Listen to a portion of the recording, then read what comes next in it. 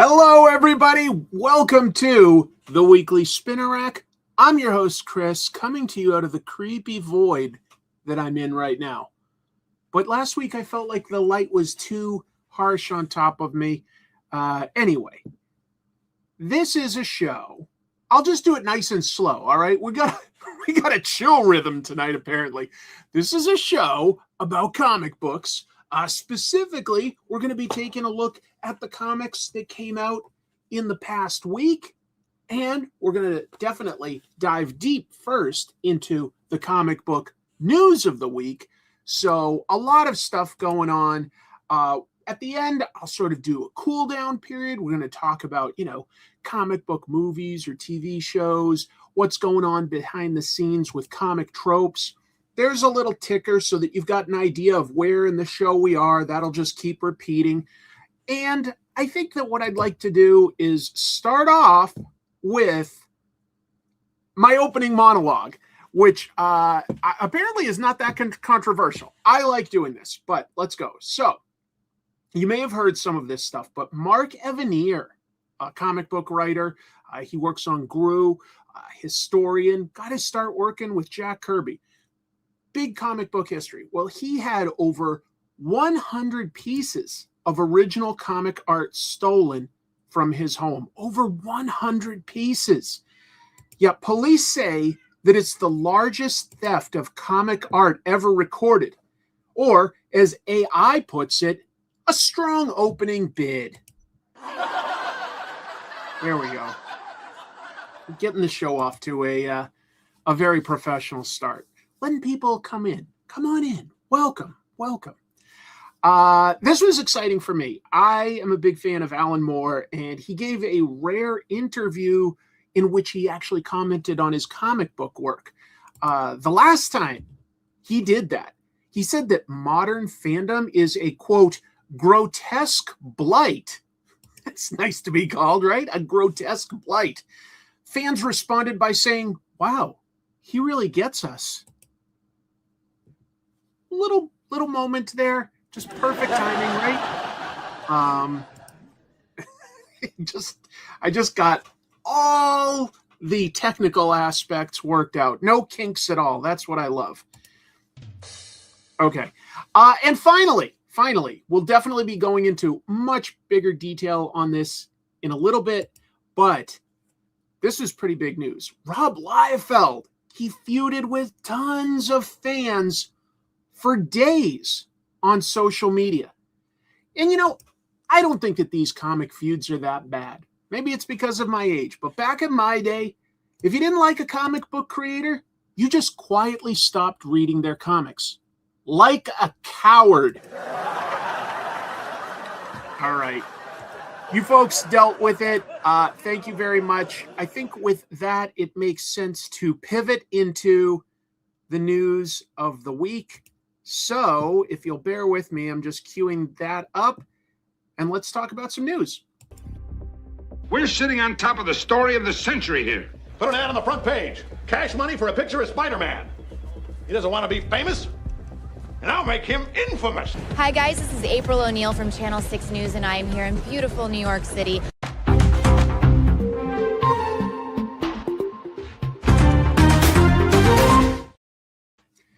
Yes, all right. The late night show continues. What's funny is, obviously, some of you are watching this and it's the evening, but I'm broadcasting across a lot of time zones. And honestly, most people watch this not live. They watch it the next day or the day after that on demand. So I'm treating it like a late night show, but I know that there's plenty of people out there watching this like at the gym first thing in the morning. Hey, thank you for the support. My wife and I can use it now more than ever. Thank you, Steve. Open wide, time for some delicious Baja Blast. Well, I do enjoy sugar-free Mountain Dew Baja Blast, but for tonight, Kohio namimashou, Kohio tsukarimashou. Well, I appreciate you being up so late. Thank you for watching. How dare you, sir? No, I am not the culprit. But let's get into some news, because there's a ton of news tonight. A ton of news. Oh, and I'll just really quickly mention, last week I said that there was probably going to be a claim sale this week. Lots of stuff going on behind the scenes. I am going to do a claim sale, but I'll do it on this channel and the main channel. I'll stream it to both next week. We'll do a short version of some comic book news. We'll get into doing a claim sale, and that's all just to help my wife and I with recovery efforts. Our house was severely damaged, but who gives a shit? You came here for comic books, not for this personal, petty drama. Let's start with some X-Men news. I've got a lot of X-Men stuff, but what I always like hearing from Mike. I got a little distracted by my family here. Did you say Rob Liefeld and Alan Moore stole a bunch of Mark Evanier's Kirby art? Yep. You got it all right. There are some Mountain Dew Baja Blast slides at Walmart. Don't need those, but I do appreciate the super chat very much. I did need that. If you guys hear Jack, he is really wound up. So there's just meowing in the background. That's what happens when you own a Bengal cat. All right, X-Men stuff. So, Jake Schreier, the director of Thunderbolts, which I think only performed okay, but personally, I like that one quite a bit. Anyway, he was announced as the director of the X-Men movie for the MCU. That's coming up. And this week, he shared a little bit about it. He talked to Collider about what comics that he's pulling from, which I think is always sort of relevant and interesting. Specifically, he started by sharing that the screenwriters for this are going to be two people that work on some pretty critically acclaimed shows. Sunny Lee Sung-jin, who worked on Beef. That was a Netflix show. I didn't see it, but I know it had Steven Yeun from Invincible and Walking Dead. And Joanna Kahlo from The Bear. Another show that I haven't seen. I just know that they're well reviewed. So I hope that they do something good. Did I see that Jim Mafood is here? Did I miss him?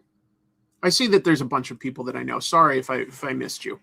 Oh, and let me acknowledge this. Thank you very much. 20 pounds. Loved comic tropes for years. Hope this helps a bit. It certainly does. Thank you so much. Thank you. All right. I got stuff to say about Jim quite a bit tonight, actually. We're going to talk about his latest comic that he did with Peach. And we're going to talk about his latest podcast type thing that he did with me. So I'm going to mention Jimmy quite a bit tonight. Anyway, in passing, Jake Schreier said, quote, "I've been digging into so many of the old comics and the entire Claremont run." That's nothing small.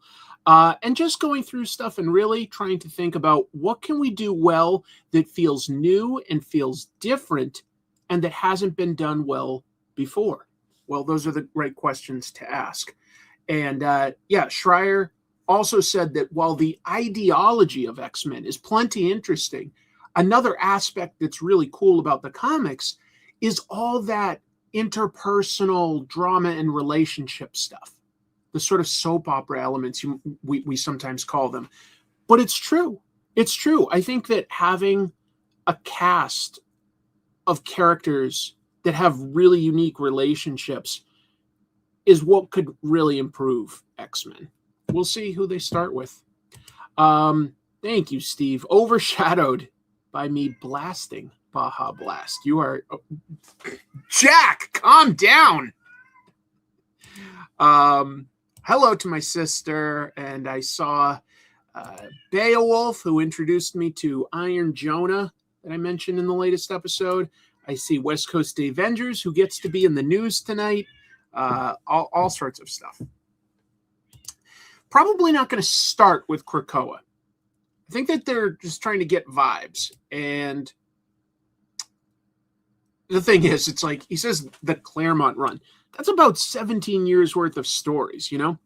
That's a lot to pull from. At the same time, I think tonally and character-wise, it does give you a lot to work with, even if you're not pulling from a specific comic. You know, I mean, he had a way of talking. He's really loud. I'm just... Give me a break, bud. Some more X-Men stuff. This one is more just me talking about something that I'm noticing than an article. So Comic Hub shares, weekly unit and dollar rankings. It doesn't give you the specific numbers, but it pulls, I should say, data from 125 stores across the country. It's a random sampling, but even though that's like a small sample size, it should still be pretty accurate on the macro scale of what's selling. So I was looking at their sales data, unit sales, for all of March, the March 1st through April 4th. And it was interesting to look specifically. That's a good one. Thank you for the super chat. I'm just trying to move forward, but thank you very much for the support. Sorry, everybody. It was interesting to me, though, to see where the X-Men titles are selling right now. Because I grew up, X-Men was the thing in comics. It just was. X-Men United, #1, was the best-selling of the X-Men books, and that was in the 11th slot. So it didn't quite make top 10, but I will say, I do think it's fair to note that for this month, the Superman Spider-Man one-shot, that's a big crossover. I think that the Daredevil blind bag was also always going to be huge. So, I think any other month, that probably would have been 8 or 9. But, it's going to get bumped out. Whatever. In other words, solid. Very solid. But that was the first X-Men title that shows up. After that, I just have all of them. And I've highlighted, or bolded, I should say, some of the ones that are more mainstream, like the X-Men, Wolverine, Deadpool, Uncanny X-Men. That would be the one that I enjoy the most, by Gail Simone. Look at how many there are, of course. Look at how many solo series there are. I highlighted Inglorious X-Men because I think that one's got good reviews generally. But at number 125, it's not making much of an impact, in my opinion. So, yeah, these were all the X-Men titles out of the top 200 that Comic Hub ranks. And I'm just not used to seeing X-Men be so low, like a Wolverine book here that's tied to an event is number 67. Look, who knows what the correct answer is, but I'll tell you, I follow obviously the comic books and the comic book news every week and have for a very long time. So I do have some opinions. Take of that, make of that what you will. I would say this. I think that there are too many X books. Now that is because Marvel specifically does like to put out a lot of books and take the shelf space. That is a strategy, and it's a valid enough strategy. They're like, look, not every book is going to sell well, but we're going to sort of it's a move against competition. We're going to crowd out shelf space. It's not how I would do it, but I get it. It's legit enough as a business move. But I would just say this is too much. This overwhelms the new reader. They're like, wait, Psylocke, Generation X-23, Magic and Colossus. Do I need to read all this to understand what's going on in X-Men? It's very intimidating. It's funny to me to think that when I was reading the comics in the late 80s into the early 90s, people would say, oh, X-Men is impenetrable because it's just got such dense continuity. But at the same time, that was basically just one book and eventually maybe 3 books. It was not that much. I think that they need to get that way smaller. And I think that they need to really find a way to attract the top tier talent. And that's the only way you're really going to give X-Men a boost again is to have the best writers and artists working on it. Not just really good, but the best. And I know, you can only get so many, right? Marvel also has Avengers and Spider-Man and, there's other things that are popular. But the X-Men was so dominant for so long that it is just wild to see things like, Uncanny X-Men not even slotting until number 54. To me, that Uncanny X-Men at least should be higher. I mean, there is an X-Men title at 32, but that's still, it's just not where I think it should be. I think that Spider-Man and X-Men should be, focuses. And I think that the only way to excite readers at this point would be to have a creator-forward idea. And all these events. I was really enjoying Uncanny X-Men by Gail Simone, except there kept being these little events, and it hamstrings the momentum of the title. It kills my interest to have these. Like, a crossover should feel special and fun, not like an obligation, like, I need to read other stuff to understand what's going on. It just doesn't work. So I don't know. And I'm going to continue on this with a little bit more news. So Marvel's solution, because I'm sure they're aware, is apparently another event. And I mean, I couldn't tell you how many events they've had in the last 2 years. But Marvel dropped a teaser this week for DNX. And that's going to be a new event series starting September. Talent behind it is good. Jed McKay, Federico Vicentini. It says evolution is contagious. It's an interesting idea. What if, for instance, and I don't know what the story is, but what if, mutants stopped being as special? That's a good idea. But that should be less of an event and more just like a storyline in a book, in my opinion. Again, in my opinion, I might not be right. But it's my show, so I'm going to give my opinion here and there.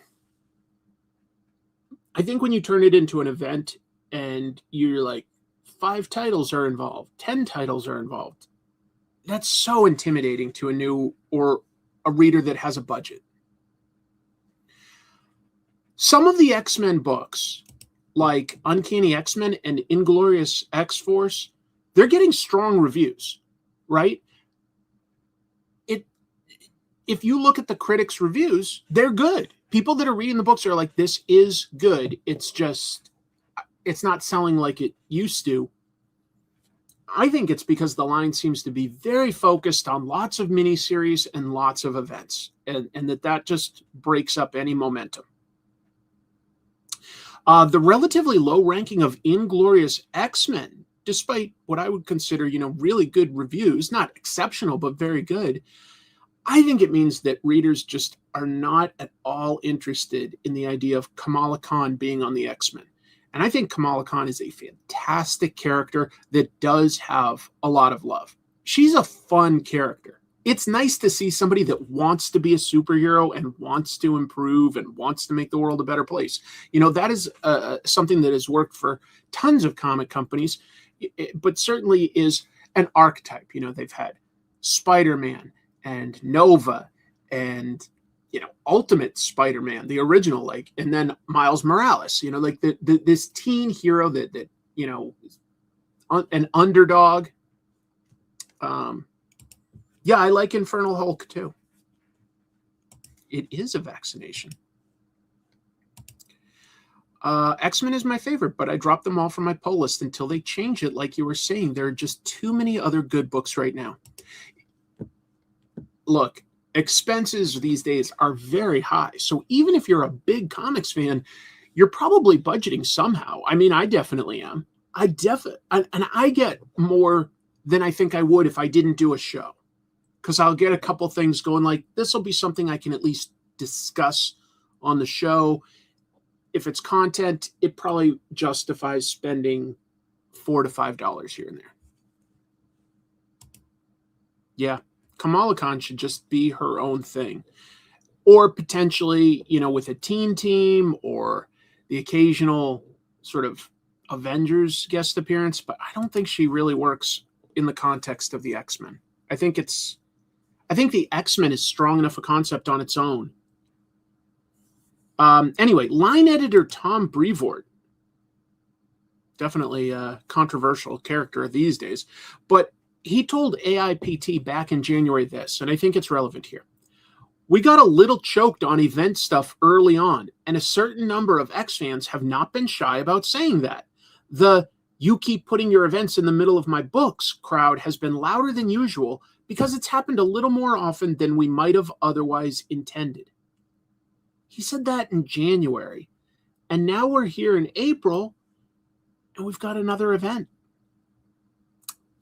I think 2 to 3 events a year is really pushing it. I think 1 a year is probably more than it needs. Anyway.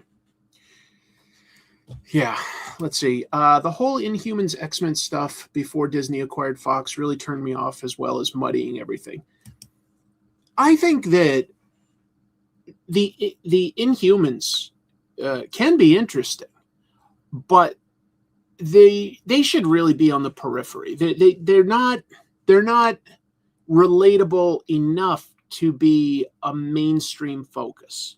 Maybe one character can be, like Kamala Khan, but like this royal family that like lives on the moons and they all look like weirdos. It's never going to be as mainstream as anything else. They're weirder than the X-Men. There's a limit to how weird you can go and expect it to be a blockbuster. You can still tell cool stories, and there have been good Inhuman stories. I think Kirby and Jenkins have both done really good stories with them, but they're not the X-Men. Anyway, there's a lot of news, so I'll keep going, pivoting into Marvel's next event thing. So Marvel has obviously several events about to happen. They've got Death Spiral, which just started in the Spider-Man books. Fine. Armageddon is basically ramping up for the Avengers books. We just heard about DNX for X-Men. But there's also Queen in Black for the Spider books, as well as just the Marvel Universe in general. A lot of events, in my opinion. A lot of events and crossover stuff. Marvel announced this week that retailers could order a special display that includes 20 blind bags of Queen in Black 1 for $149.99. And that would include one Patrick Gleason cover and 19 other random ones. The story does involve two evil gods, Null and Hela, battling on Earth. Interesting enough idea, I suppose. Covers include art by some pretty good heavy hitters. And this is like what stuns me is Marvel can get these people on covers, but they're not getting them on interiors. Ryan Stegman, J. Scott Campbell, John Romita Jr., David Nakayama, Goody Hoodoo, Art Germ, Peach Momoko, and something called a connecting cover by David Marquez. Question mark mine. Didn't quite know what that means. And then original sketch covers. You could theoretically pull original art, which I do think is cool. It's by Al Ewing and Eben Coelho. $8 for that blind bag. That starts July 1st. I will say, this cover by Patrick Gleason, it's very good. That's a very good cover. I like it very much. Obviously draws from his pretty iconic already cover of the Spider-Man in profile, and it's all created by webs. I mean, that was one of the best covers I've seen in the last decade. That was a standout cover. Yes, Joe Quesada and Jimmy Palmiotti did have event comics. Marvel has little pockets of good stuff. I think Infernal Hulk is good, and I think Fantastic Four is exceptional. I think Fantastic Four is literally their best book.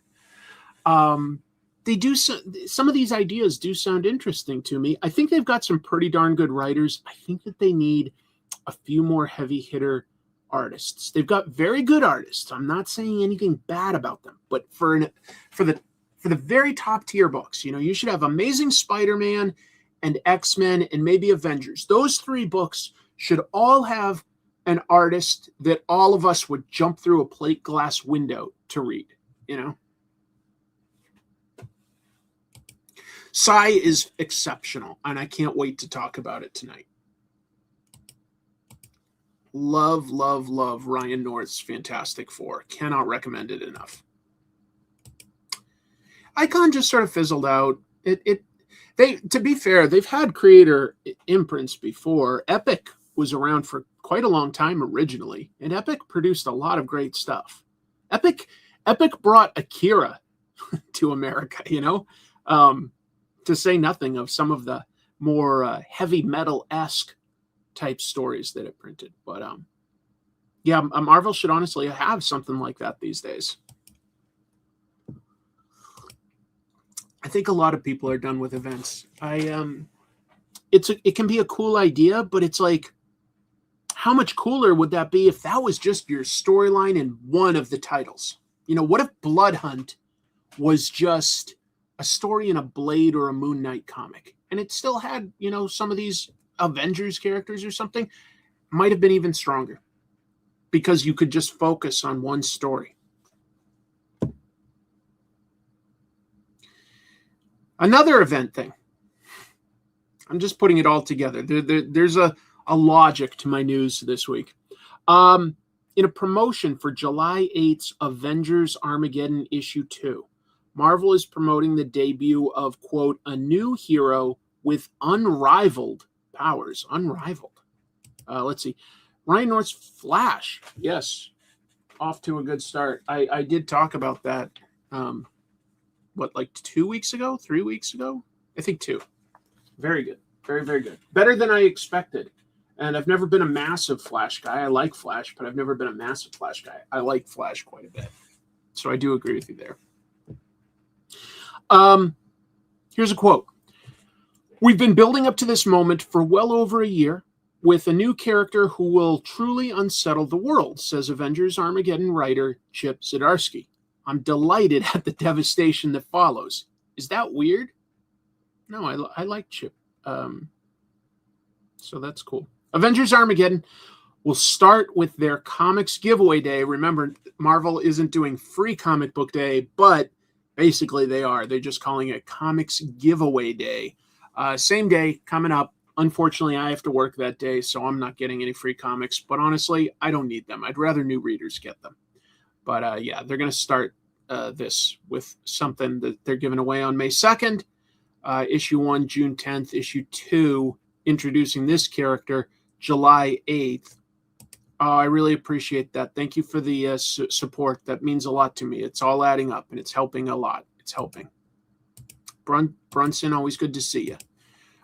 Sorry if I haven't said hello to everybody. It's a good crowd tonight. I appreciate you all being here. What else did I have here? Oh, just that there are some rumors that this could be a new version of Sentry.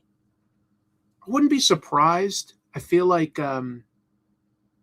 Sentry has a place in Marvel, as in not just a super powerful Superman character. They've got Hyperion, but Sentry should have something sort of damaged or off about them, where maybe they want to be a hero, but it's just too much power. I like that idea. I like a lot of the idea behind Sentry. It's hit and miss for stories as to whether I've liked him. His name will be the rival, and he'll join Marvel Rivals. Now that's synergy. That's synergy, Marvel. Free idea right there. Take it. Hey, I'm watching a stream here. All right. How do I, move forward. This one amuses me a little, okay? So, this week, writer Kelly Thompson, and by the way, I will say real quick, this is about Captain Marvel, so I remembered that there was news about this, and I kept looking up Kelly Sue DeConnick. It's Kelly Thompson. Anyway, Kelly Thompson was on Near Mint Condition on YouTube, and expressed frustration at how Marvel is just not being consistent with how they name omnibuses specifically for her Captain Marvel run. So Captain Marvel by Kelly Thompson, Omnibus 1, you see it here, came out back in 2023. Volume 2 was supposed to complete that run. It went like 50 issues plus some annuals and one-shots and crossover stuff. That's not a small run, especially these days. 50 issues by one creator, That's rock solid. So Omnibus 2, a lot of fans were anticipating that. But now Marvel has solicited it under a different name. It's called Captain Marvel Highest, Furthest, Fastest Omnibus Volume 1. That's the name of the second omnibus. And that's set for release June 16th. So there you go. How confusing would that be to a casual person? Or even like a pretty good fan? You're like, oh, Omnibus 1. I have Omnibus 1 by Kelly Thompson. This must be a reprint. No, that's Volume 2 of her run. They're just calling it Highest, Furthest, Fastest Volume 1. Naming and numbering in comics almost has never made sense. Thompson said, quote, renaming impacts fans more than creators. Yeah, it'll still probably sell pretty. No, I know. I'm not trying to pick on Marvel. I mean, I think I'm giving them some promotion for some of these things. So I'm not trying to crap on them. I'm just saying that they could use some focus. I think that they've got some really good talent, some amazing characters. They could be doing better. DC is eating Marvel's lunch. No question. No question.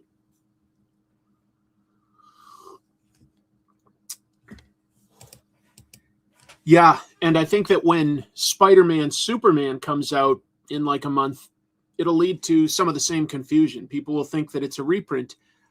And the fact that every company does so many variant covers probably doesn't help. Like, not when you've got like, oh, you know what happened this week actually? And Dave from West Coast Avengers like literally helped me. I was trying to find Dork issue 3. I got in right when my comic book store opened. Dave and I we shop at the same comic store. I was like, where is Dork number 3? It can't be sold out already. I just came in, no matter how many copies, and I couldn't find it. But it was because they did a variant cover themed with, I Hate Fairyland, which is fair, but I was seeing I Hate team-ups, and it just wasn't clicking to me that this was Dork issue 3. The variant cover thing legit confused me this week. And look, every once in a while, I chose a variant cover of Ninja Turtles this week because I thought the art was cool. There were plenty to choose from Psy. But it gets confusing. It gets confusing, especially when there's like a second or third issue of something. It's becoming a little bit of an issue, in my opinion. It's becoming a bit of an issue. Going to continue on. All right, we'll talk about the Rob Liefeld stuff. I've got a lot that'll just legit just quotes, but I'll summarize this if you're curious about any of this. I definitely plan to get Dork in trade, as getting single issues in Croatia is very awkward. I wouldn't know, what the distribution system is exactly like there. I'd love to go to Croatia someday, by the way. God, it looks gorgeous. All I can say is it's quite good. It's been a pleasant surprise. Oh, look at this. I hope you are doing well. I'm currently enjoying the current Spider-Man run. Torment is a great addition to Spidey's Rogues Gallery. I have legit heard good things about Joe Kelly's Amazing Spider-Man run. That is Rob Liefeld doing a self-portrait in his last Deadpool comic. So anyway, let me summarize and give you some quotes, some context. This week, basically, Rob Liefeld was trending for at least 3 days, I would say, on Threads. After starting beef with a comic book reader out of nowhere. Some of this is my opinion. And I'm not trying to beat up on Rob, but this was weird. I don't know how to frame it completely. EJ, lovely to see you here.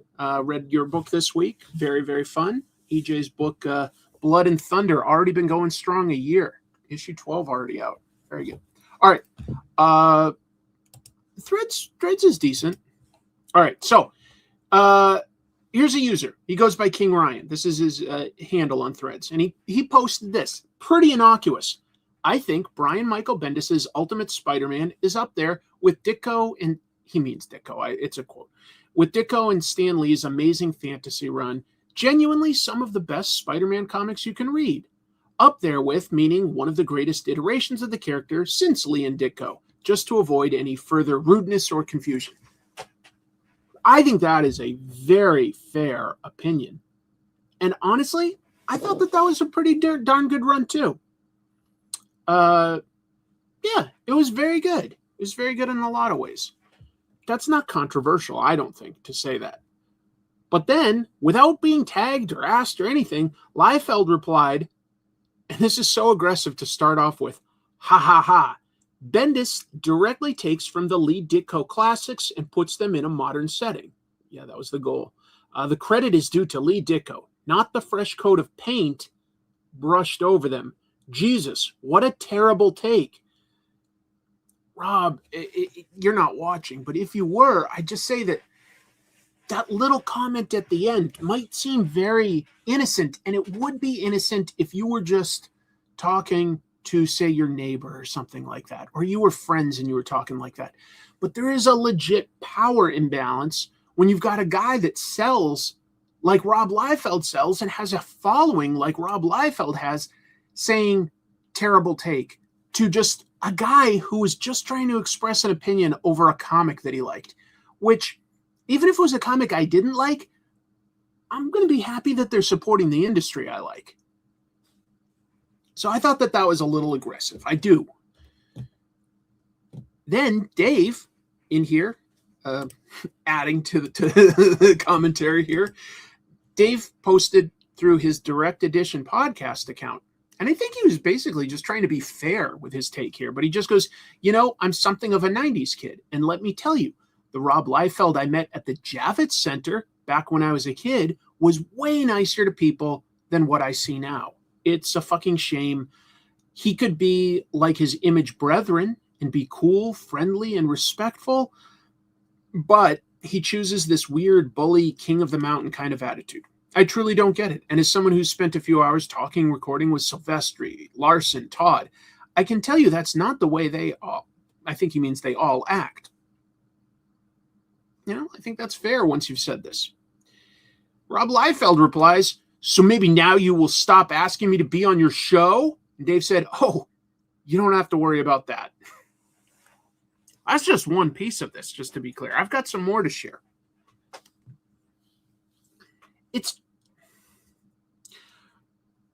I think that as soon as you have a bit of a following, you have to swallow your pride quite a bit and sometimes just delete your takes. I certainly do, and I don't get it right all the time. In fact, I'll just say that for this, I was seeing a lot of people attack Rob. Well, here's when I saw it. Middle of the night, dealing with insomnia, pulled up my phone, was just sort of doom scrolling through social media. Saw a lot of people going like, F Rob this, F Rob that. And what I should have done, and I probably would do during the day if I was a little more coherent, I shouldn't have said anything when I'm that tired. But I posted like a thread saying like, I think Rob's kind of complex. He's coming from this place where he got popular really fast and really young, and he's had to deal with a lot of pressure. Let's give him some grace. Which is a fair enough, I think, opinion, but it's a terrible take on my part because I really should have seen where it was coming from and defended King Ryan, who started this and didn't deserve any, negative comments or to be the center of attention. That wasn't his goal. He was just saying a comic that he liked. I say he, and that might be an assumption. I guess I don't know. So I feel really dumb. And I definitely considered deleting that, but I don't usually like to delete anything because then it feels like you're sort of trying to hide from something. Better to just, remain accountable and say, hey, I effed up. I made a mistake. But anyway, let me continue. So from there, to his credit, here's somebody that did it right. Brian Michael Bendis, no response. Didn't get involved at all. He wasn't going to say, my run was great. But his Powers collaborator, Michael Avon Oming, posted something. not directly to Rob, but he had a good point of view here. I think if you ever see a comics creator publicly shit talking another creator, it is because they are on some level unhappy or insecure with their career or life, especially when they are already successful. But there's no other reason for it. Just be cool. Enjoy what you've built. Wish well for others. Mike is just one of the most easygoing, kind people in the industry. So that's a very kind take. A lot of folks I noticed have deleted their posts because Rob replied to lots of them. And if you go to his replies, you see a lot of this comment no longer exists. They probably don't want to be part of the drama. You know, they had an opinion, but they don't want to. These are just regular people. Some of Rob's replies, just so you can get a flavor. And maybe you think I'm being mean to Rob. I don't know. But I think I'm just showing you what happened. Here's one. Deadpool has made me millions of dollars. What is the point again? What's that got to do with anything? Here's another. You are nowhere near the value of my collection and catalog. My Youngblood sales are amazing. Try again. Harder. And in response to someone pointing out how similar Deadpool is to Deathstroke, it's a very common thing. He said, this is not Deadpool, looking at a picture of Deathstroke, and was not compared to Deadpool until the 2000s. Deathstroke outweighs him by 100 pounds here. But sure, you were right there alongside me in 1990. You weren't. I don't know where this comes from. At first, I thought it was just, I don't understand it, Rob, I guess. I'll just leave it at that. I don't understand because I feel like he does have a lot of success and that should make him plenty content. And it should, to some degree, make him immune to criticisms. But it just doesn't seem to. It seems like he legit just sort of, likes to argue. Maybe he was on the debate club in high school. I would love to interview him and learn about him a little bit more, but I don't think he'd do that. It's a very interesting creator. I can't think of too many other people that got as successful as he did, as young as he did, Fire Breather has made me hundreds of dollars. Why does Rob look like Dax Shepard? I guess that's just how he sees himself. I don't know. In fact, you know what? I wonder, let me see if I can do something here. I'm going to show you guys because I cropped this image. Let me show you this. That was the very next panel. That is also supposed to be him. Which is fine. It's just not super consistent. It's like his hair switched where it was being parted from and stuff. Anyway, what do I know? I'll move on from Rob to Alan Moore, who also has super strong opinions, but kind of universally beloved, right? All right. Alan Moore.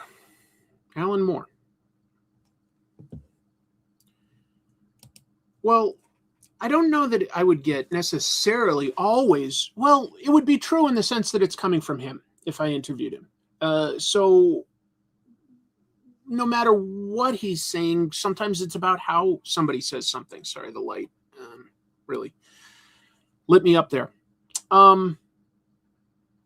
I think he'd be interesting to talk to. I wouldn't try to do gotcha questions with him. I probably would ask a few questions that would be challenging and a few that might be easier that hopefully he hasn't been asked a million times.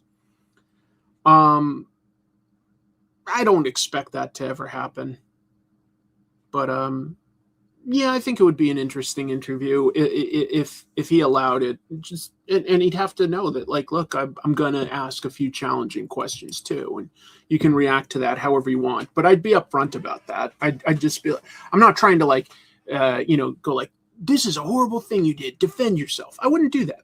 But I might say I'd find specific like interviews or comments and stuff and say like, what was going on in your head when you decided to react like this? Because it comes across, I think, to a lot of people like lashing out. I think that's how it comes across. I don't know if that's how he intends it. I tend to doubt that that's how he intends it. I'm giving him a lot of grace here, but I hate being like a fence sitter, by the way. I hate being a fence sitter. But if you push me, of course, I'm going to defend like King Ryan and the other comic book readers first, because that's where, we should care about those that are a little more vulnerable than the successful established people that have, a successful business and supporters to surround them.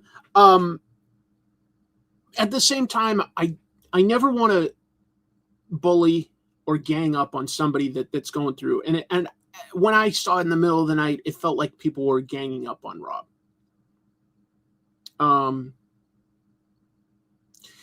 I bumped into Rob, and I don't think he knows who I am, to be honest. At least not visually or anything, but he was nice to me in person.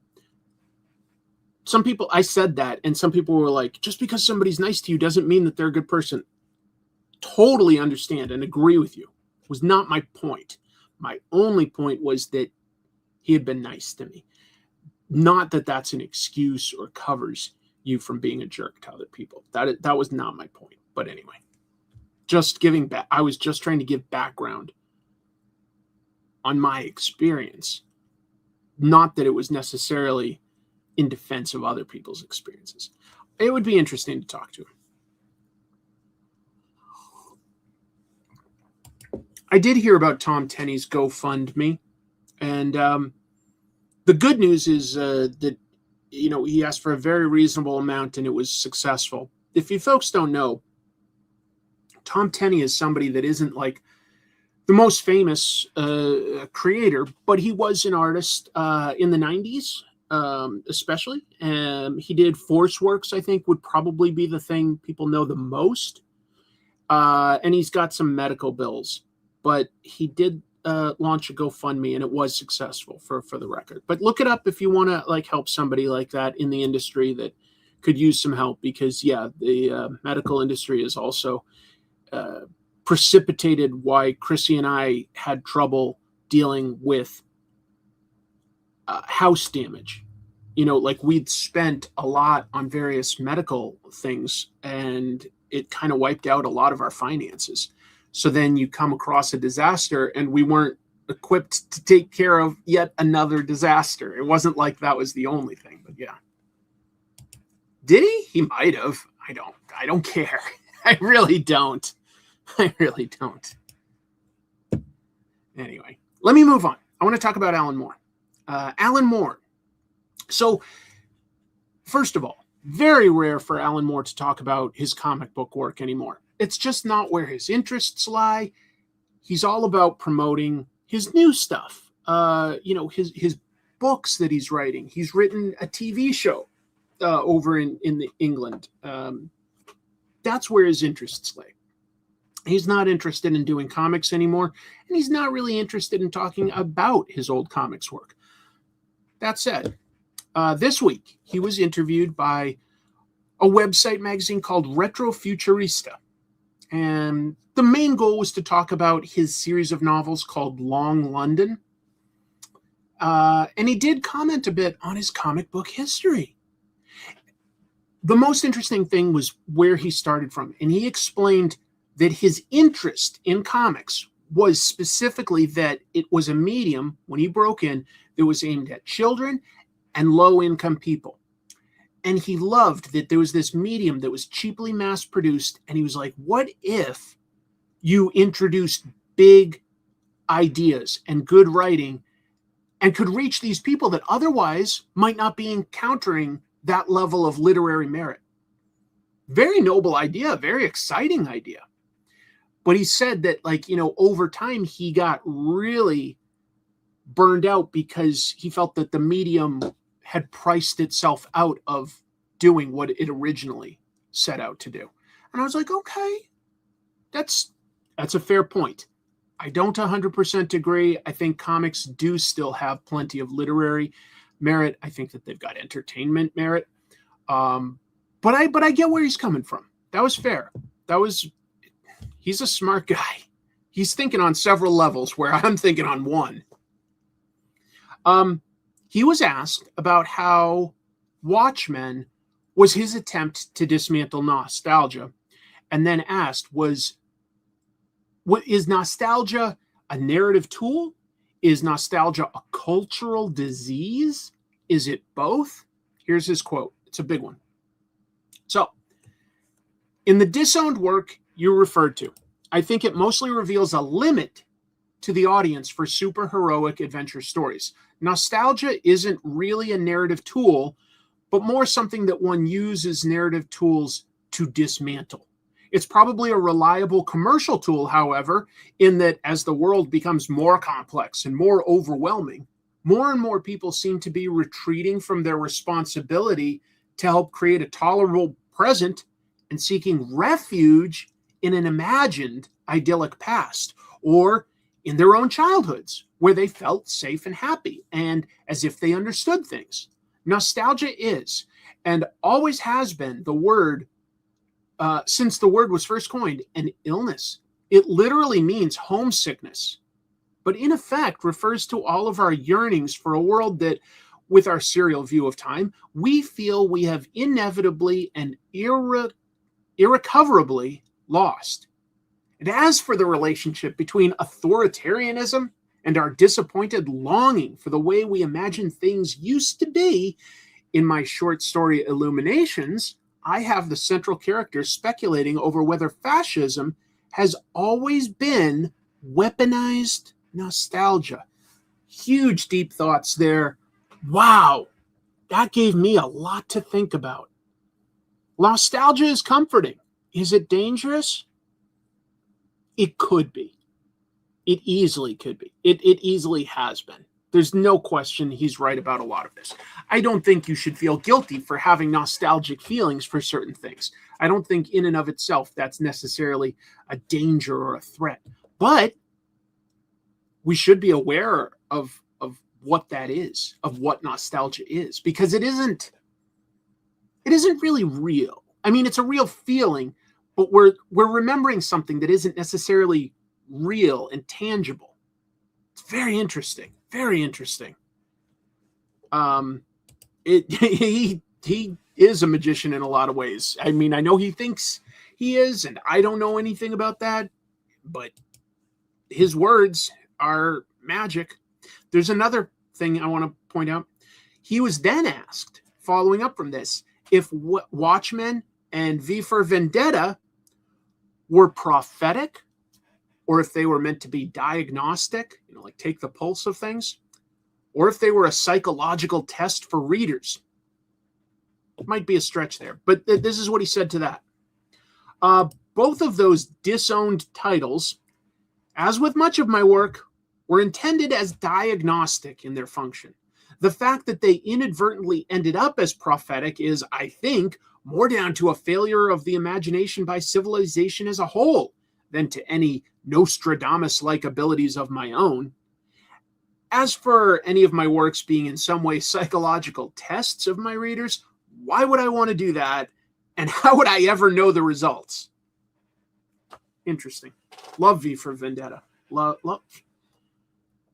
I don't think that there's a single thing by Alan Moore that I dislike. Some of it I'm way more into than others. And I guess I haven't read absolutely everything. There's a bunch of stuff that he did with, ABC and Avatar that I haven't read. But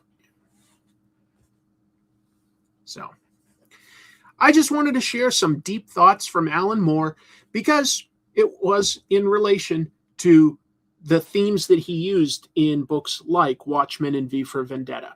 And it's pretty rare for us to hear him talk about that stuff.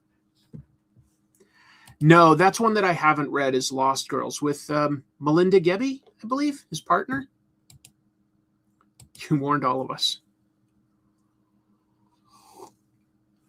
Brilliant, brilliant man. All right. Switch over to something a little more relatable, just talking about nostalgic stuff here.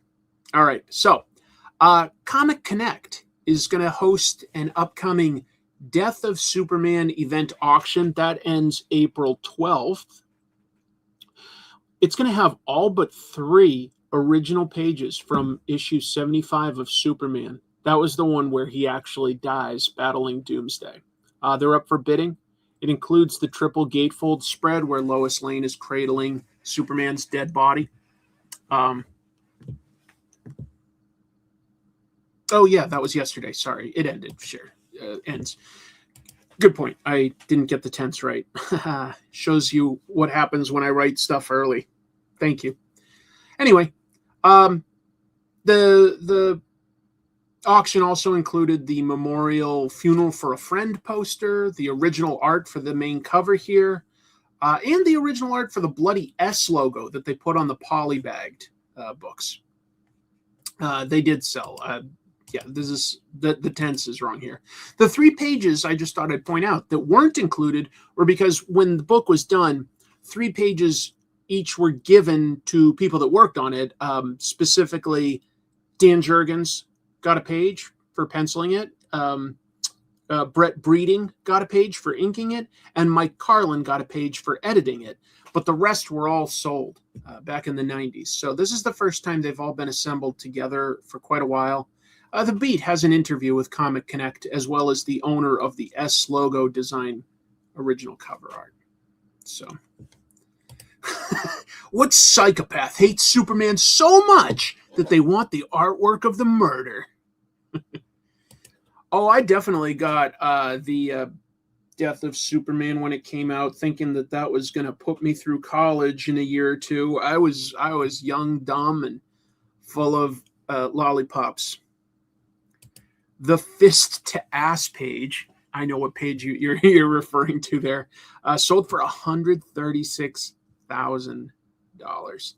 I'll tell you, when these pages first sold, I bet that they were selling for between $500 to $1,000. Jeez, that's crazy. But it is a pretty important moment in comics history, and some of the pages I really, really like, and there's 1 or 2 that I don't. If you haven't read this issue, it's all splash pages.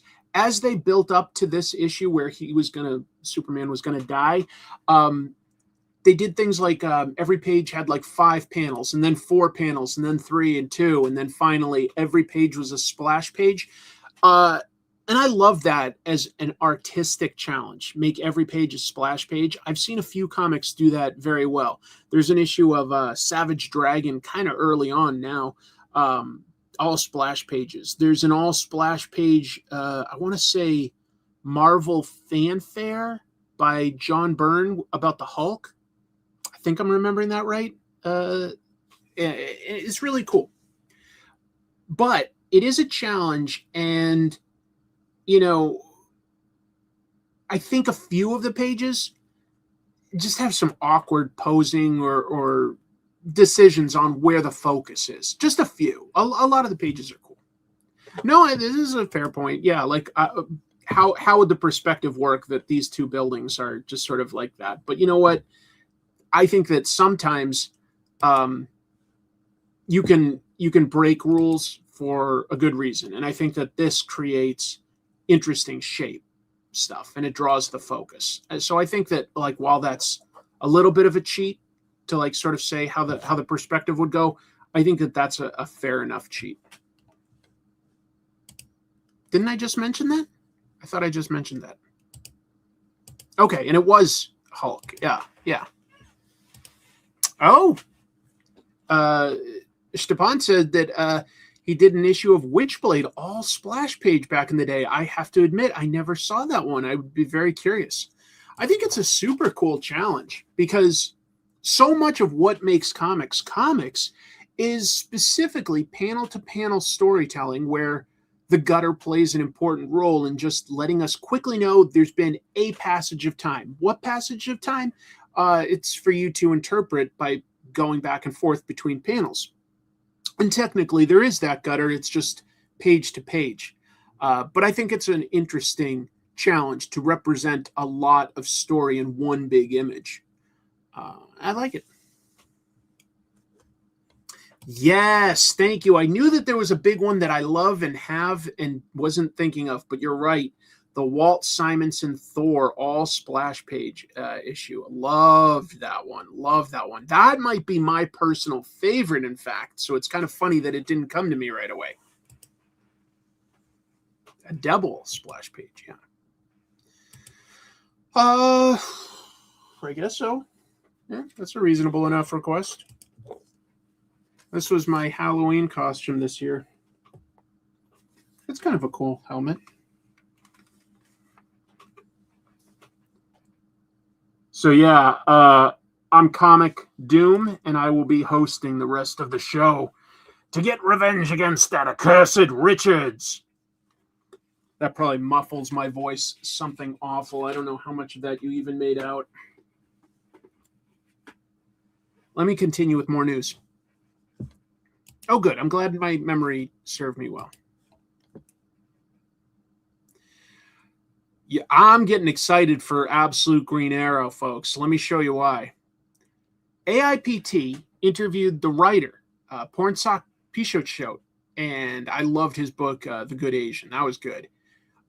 But this is interesting. May 20th, Absolute Green Arrow is coming out. And he compared it specifically to Italian giallo. It's a specific type of horror that Italy basically invented. It involves really bright colors. It involves a lot of blood, and it almost always involves an unseen killer with black gloves. There are tropes for it that make it what it is. This is getting some weird glare now. Let me turn that around so that you can see a face in the darkness. So this book is going to reimagine things as there are billionaires being killed by green arrows. Somebody's killing them with green arrows. And Dinah Lance is tasked with investigating this. So Pichot said that he talked about this, about being shot with green arrows. That feels like a pathology. It feels like something a serial killer would do. This is specifically not Oliver Queen, who in the Absolute books has been killed, just to be clear. He also said the question the book asks is, quote, how do you, as a regular citizen, change things? Dark, but interesting. As for the tone, the book is told from the point of view of Dinah Lance. She's an executive protection specialist. In other words, she protects, billionaires.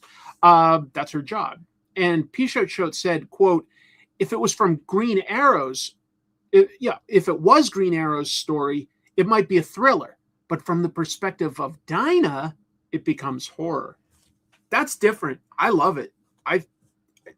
Billionaires being killed.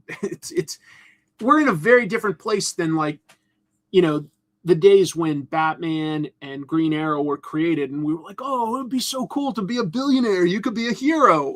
We've kind of had lots of decades of experience seeing that there's no billionaires that have ever tried to do anything heroic. She's very much like a Pinkerton. That's very fair. Well, she's coming in after it started. Were his arrows always green because they're literally made of his money? Yeah, I'm surprised you never picked up on that. It's an interesting idea, turning Green Arrow into basically a villain, a serial killer, and having it a mystery of who's behind the mask. I think it sounds very interesting. It's a very different take anyway, so I'm willing to give it a shot. I'm definitely willing to give it a shot. I like crime and I like horror. Who knows? Maybe he is. I don't know. I doubt it, though. Some other stuff. A little bit DC. Tubi. I don't know how many of you use Tubi. Since Chrissy and I have tried to cut expenses, I have come back to loving Tubi because it is completely free. It's a free streaming service. You've got ads, but it's got a lot of cool stuff on there, man. And it has some recently added and about to be added comic book shows. For instance, Tubi signed a deal with Warner Brothers and began rolling out a bunch of their animated shows this past March. That includes Justice League, Teen Titans, Batman Brave and the Bold, and The Batman. Those are all on Tubi. Static Shock is going to debut May 1st. So if you grew up with that and you want to watch some reruns, it's going to have that real soon. I thought that was pretty cool. Marvel's Runaways. 3 seasons of that show. Previously on like Freeform. Nobody had like that, right? It was like some sort of ABC Family channel. But those are all on Tubi now. What else? They created their own original live-action comic series, Safe Haven, based on the graphic novels. That began back in December, apparently. Is Ben 10 on there? Created by a bunch of comic book creators. I've never seen it, but fair. And there's also a comic book documentary on Tubi called Comics Beyond the Comic Book Pages, and it's got a bunch of comic book pros and big names in it. So anyway, I just thought I'd put that out there, especially with Static Shock about to come out May 1st, but that they have all these other shows. It's completely free. I think that's kind of cool. Look at that. Thundar the Barbarian, designs by Alex Toth, right? Oh, and Jack Kirby. Jack Kirby worked on that one, didn't he? Well, Cartoon Network is part of Warner Brothers, isn't it? They signed a huge deal with them. I never saw Runaways, but I love the comics, so I might check it out now that it's free.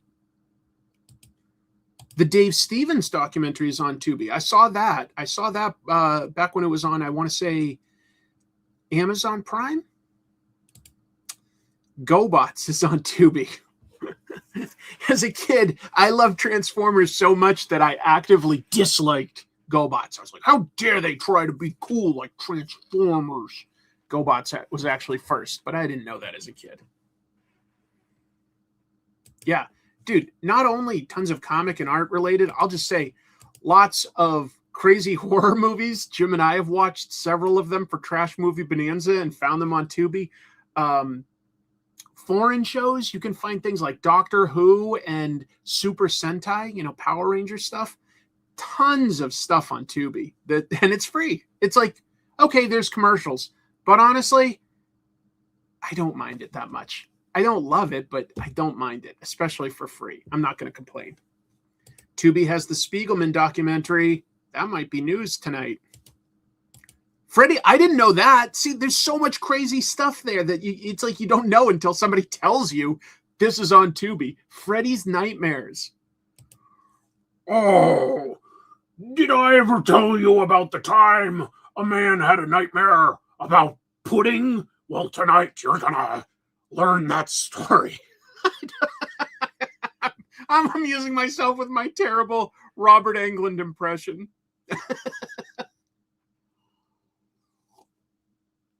So there we go. Ultraman is on Tubi. Space Angel, I don't know. Space Angel is on Tubi with Toth Designs. That's really cool. Anyway, I just thought it would be a fun random thing to point out. And there's all these other things that we can discover. So anyway, Tubi to me reminds me of like flipping through a ton of cable stations, because it's got so much stuff. Kingpin talks a bit more like this. Vanessa, did I ever tell you? When I was a young boy, I met Daredevil. He's got to be 80 years old. Yeah, Pluto. My wife watches Pluto. She loves watching reruns of Three's Company. Ooh, Comic Tropes should be on Tubi. I had a random, what do you call it, a public access TV station in Jersey reach out to me this week asking if they could air an episode of Comic Tropes, and I haven't decided if that would be a good or not. I just feel like I lose control not sort of knowing how it's handled.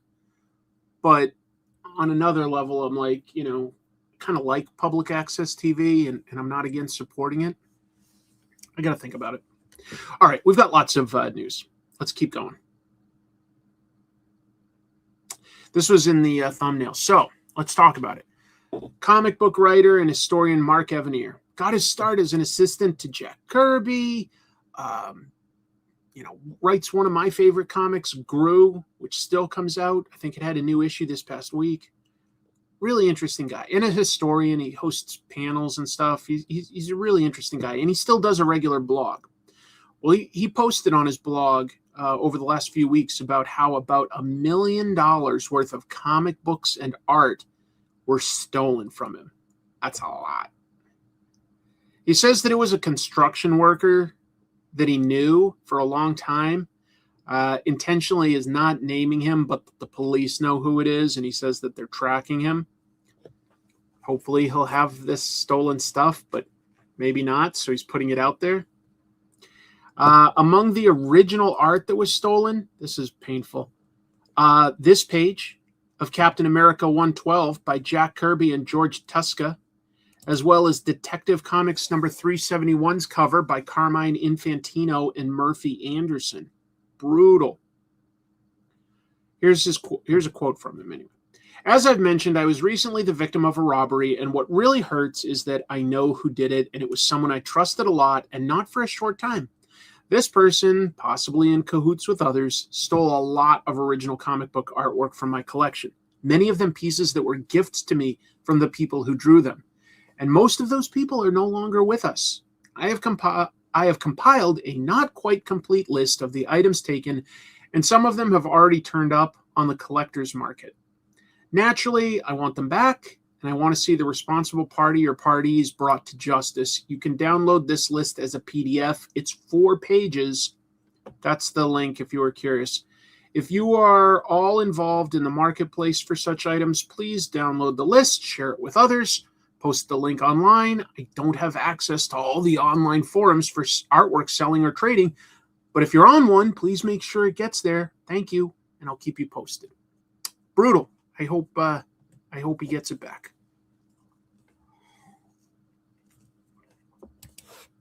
It is heartbreaking. Well, I would say that on one level, you're right. You sell some of these pieces, you're going to get caught. And on another, it's like by the time you're caught, if you sold it to like 5, 6, 7, 25 people, it's going to be a lot of hard work to get it back. So the faster they can like get it resolved, the better. And, probably a bunch of these people won't be selling it on, say, eBay or Facebook Marketplace. I'm sure that there are some quiet forums out there where you can trade this stuff. There must be. How could there not? I don't know them, but I'm sure that they exist. It's too bad to think, but you know what? When something really sad like this happens, I think it makes sense that unfortunately it's somebody that you know, or at least that you thought you knew, And yeah. I feel for him. No one deserves to have these missing, not just because of the monetary value.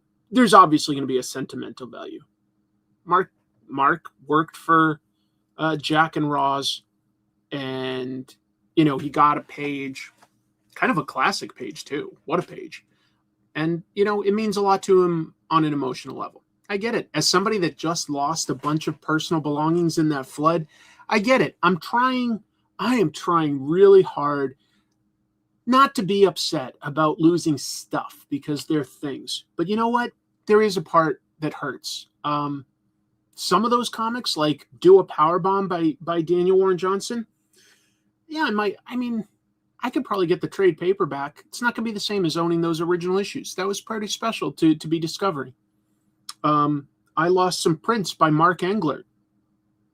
He's a good friend of mine, but those were limited run prints. And some of them were ones that I helped him on in terms of getting him information for things to do as Easter eggs. And it kind of breaks my heart not to have those anymore. Yeah, it's too bad. I have no idea. I'm sure it exists. How could it not? But I don't know. There is an emotional attachment, and I'm trying to be like, well, you can't help it.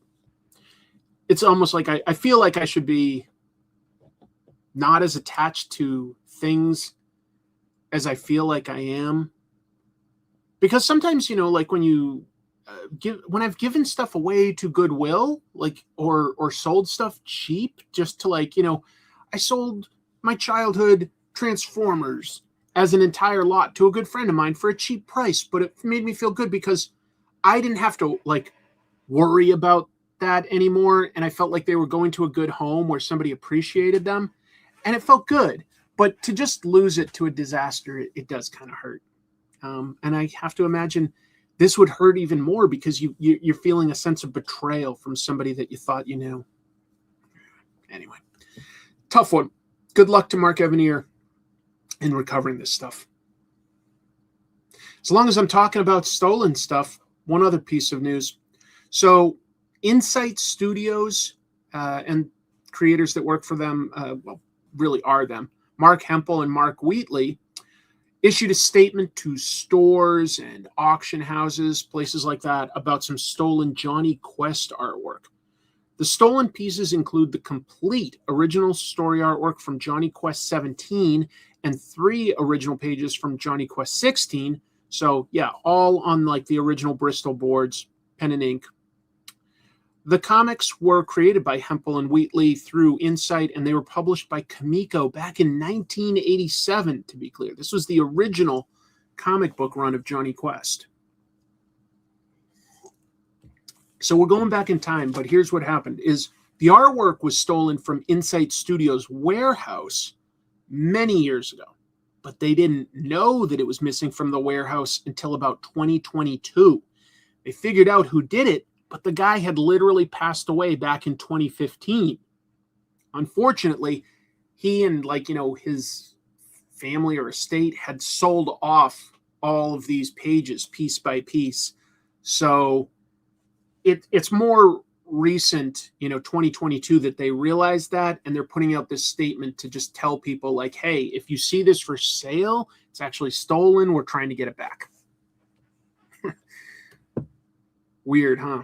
To, like, not know that it's missing for so long, but I can understand how it would have been safe in a warehouse, so you know, out of sight, out of mind. Anyway, it was related, so I thought I'd share that because they put out the statement this week. Folks, the Diamond bankruptcy. Yeah, I got news about the Diamond bankruptcy, and it is confusing. Diamond Distribution went out of business, went bankrupt. Went through a whole process of selling off their assets. But the core entity still sort of exists.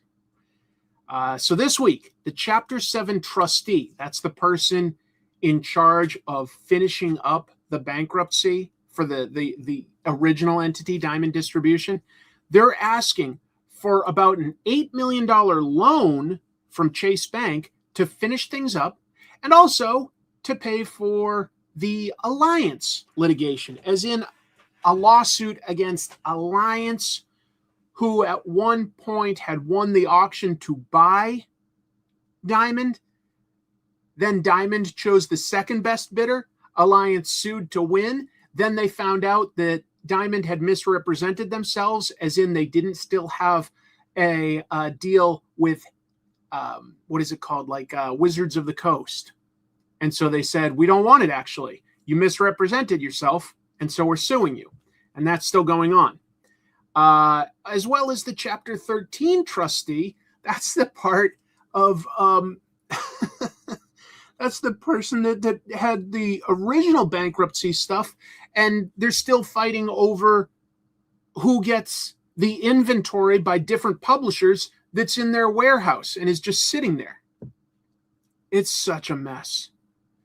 The Alliance litigation involves about $30 million in counterclaims by the Diamond estate against Alliance. They're trying to sue Alliance for $30 million, including an $8 million deposit that's currently held in escrow. So that's just sitting there. There is definitely $8 million up for grabs with whoever wins this lawsuit, to say nothing of whatever else they can get. The trustee is literally trying to hire a law firm, represented in this picture, faces blacked out, that call themselves super lawyers. You can't make that up. It's comic books, and they're looking for the super lawyers. The trustee is definitely trying to sue to keep the inventory by the various publishers, which is just evil at this point. Like this is like what, like a year and a half in or something like that. Probably like 2-year-old inventory that some of it that they have there. Brutal. Oh, look at this. Thank you for the super chat. I nominate Chester Brown to write the graphic novel of the Diamond Saga. That would be such a good idea. A comic book about the rise and fall of Diamond, especially the fall. Brutal. Yeah, so they're trying to get an $8 million loan. And coincidentally, there's also an $8 million deposit. Those are two different $8 million amounts. But they want to hire the super lawyers. And try to probably keep and sell off all that inventory by publishers like, I don't know, I want to say like Zenescope and Dynamite and all these other people. I bet that there's still some stuff by Image in there. I don't know. It's just awful. They're just fighting over. I'd call it scraps, but that would like honestly like devalue just how much value there is to these comic books. I bet some of those comic books now sell for more than they sold as cover price. Probably some of them have also gone down, if I'm being realistic. But I bet at least a few of them, the price has gone up on. I don't know Living the Line, but Living the Line is doing a Kickstarter to recoup some of the costs. Boy.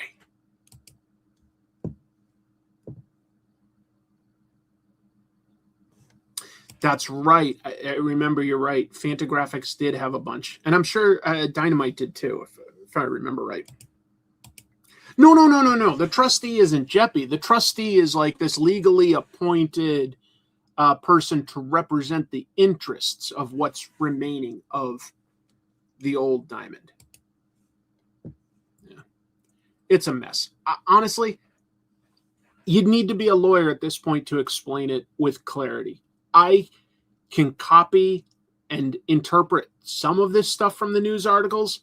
It's starting to go well beyond my abilities to follow all of it. And I wish I could, but it is definitely getting past what I can understand. Because it's been going on for so long. And yeah, I mean, I know what Chapter 13 bankruptcy and Chapter 7 bankruptcy is. Have I ever followed one of these stories about like a trustee and like the lawsuits that they have with the remaining entities and the remaining stuff in escrow? I've never had to follow anything like that before. Let's go to another article that's more fun. Oh, speaking of Dynamite, Red Sonja, She-Devil with a Sword. It's going to be a compact edition, and they've solicited that for coming out in July. So this is the second compact edition that Dynamite is making. Their other one was Pathfinder by Jim Zub. And this collects Dynamite's original news stories with Red Sonja. This goes back quite a ways at this point. They were originally written by Michael Avon Oeming, showing up in the news a second time. Over 200 pages, $10, 5.5 by 8.5. Standard, good value in my opinion. Book includes the Red Sonja number 0 from 2005, and then follows, it's got the next 2 story arcs in there. It includes stories by writer Mike Carey and artist Mel Ruby within that book. So $10, you can see where Dynamite started when they got the Red Sonja license. And I bet that it sells well, but I bet you when they get to the Gail Simone sort of reboot, that's going to really sell well. Just my opinion. Love that compact comics have become a thing. And I think that Marvel really needs to rethink theirs because they've got like sort of a little bit bigger size and they're charging $15. And I'm like, don't you guys see how Image and Oni and now Dynamite are all following the DC model and like, you know, like the manga tankobon size for $10? That really seems to be the appealing price point. Anyway. Yeah. Red Sonja's cool. You know, I never saw that Red Sonja movie, But if they put that on Tubi, I'll see it. It feels like that's where that should be. Oh, did they? If they did, I missed that. That's interesting. Oh, you know what? Tell you what, I've got a little place once I start drawing where I was going to talk about Daredevil a tiny bit, but I'll talk about the boys as well.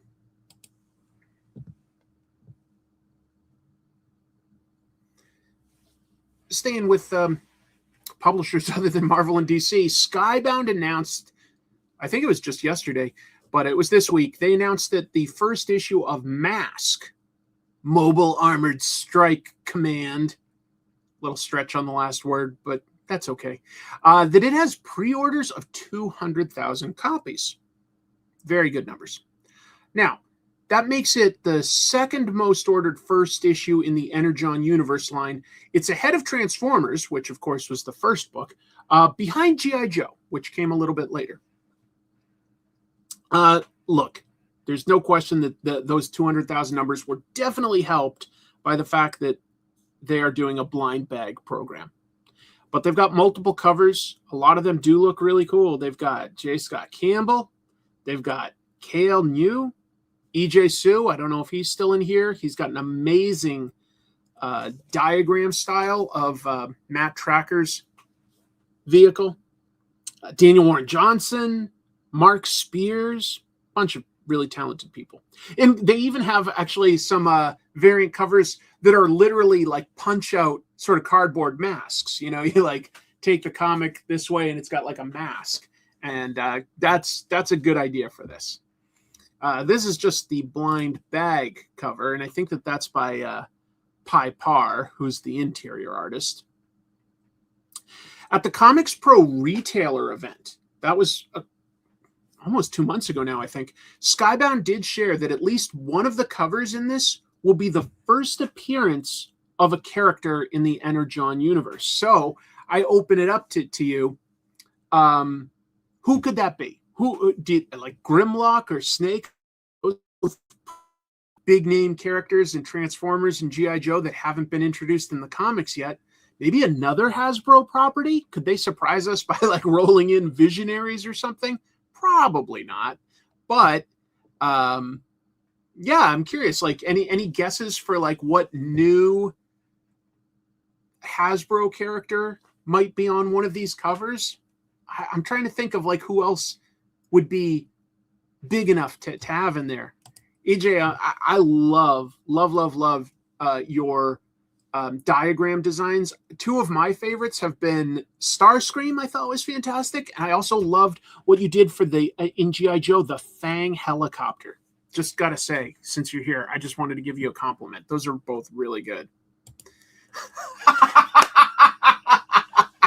Yes, both of those were mail away G.I. Joe figures in the vintage line. If you collected some flag points, which were on the back of the card that the figures came on, and some money, you could get either the Fridge or Sergeant Slaughter.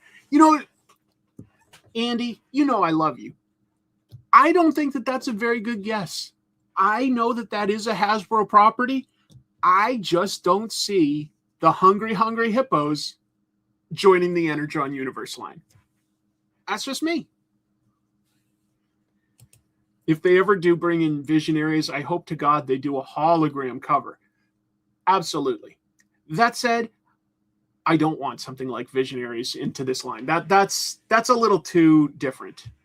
That's a little too different. Robert Kirkman presents Candyland.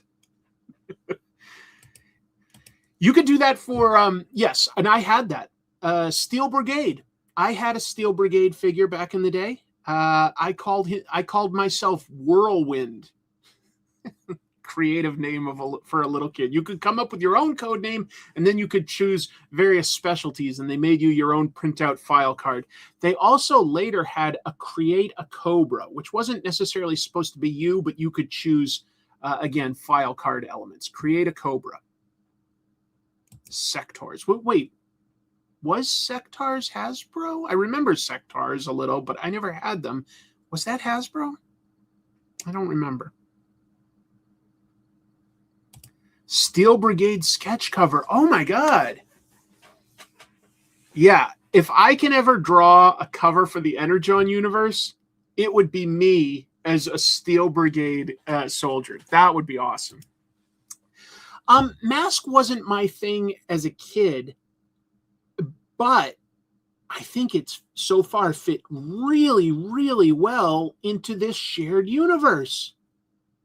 I mean, Mask was meant to bridge sort of the idea of two different popular toy lines, you know, the soldiers of G.I. Joe, as well as the transforming elements of Transformers. So it fits into this world really well. You know what? As far as other Hasbro properties go, super short-lived toy line, but I do sort of feel like Inhumanoids could fit in the Energon universe. I do feel like they could fit. That would be crazy. These, if you don't know, Inhumanoids was about these gigantic monsters, and then like the sort of soldiers that were like fighting them back. Yes.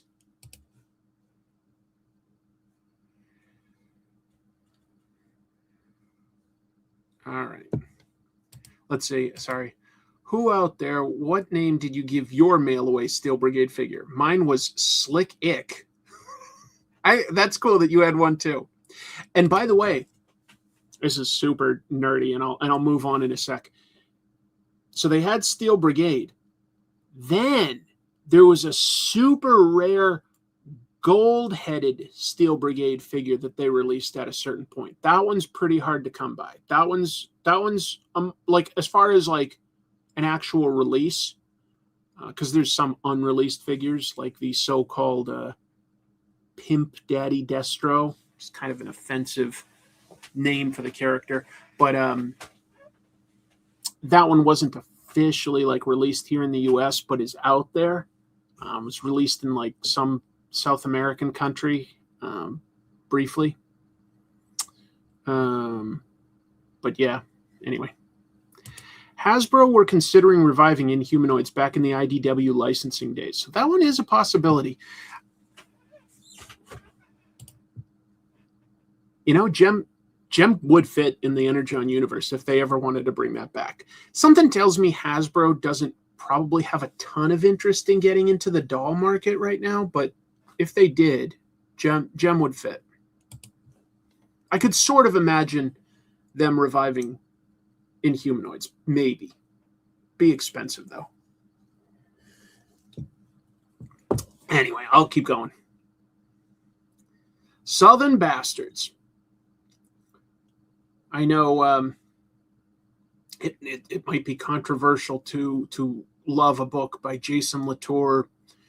I think enough time has passed and nobody has said anything so incendiary that you can't forgive him. But I loved Southern Bastards. I will say that. Loved this book. Well, Variety reports that Kevin Bacon has been hired to play a lead role in the Hulu pilot that they're making based on Southern Bastards. Bacon is going to play Earl Tubbs specifically, and he's a blue-collar Army vet.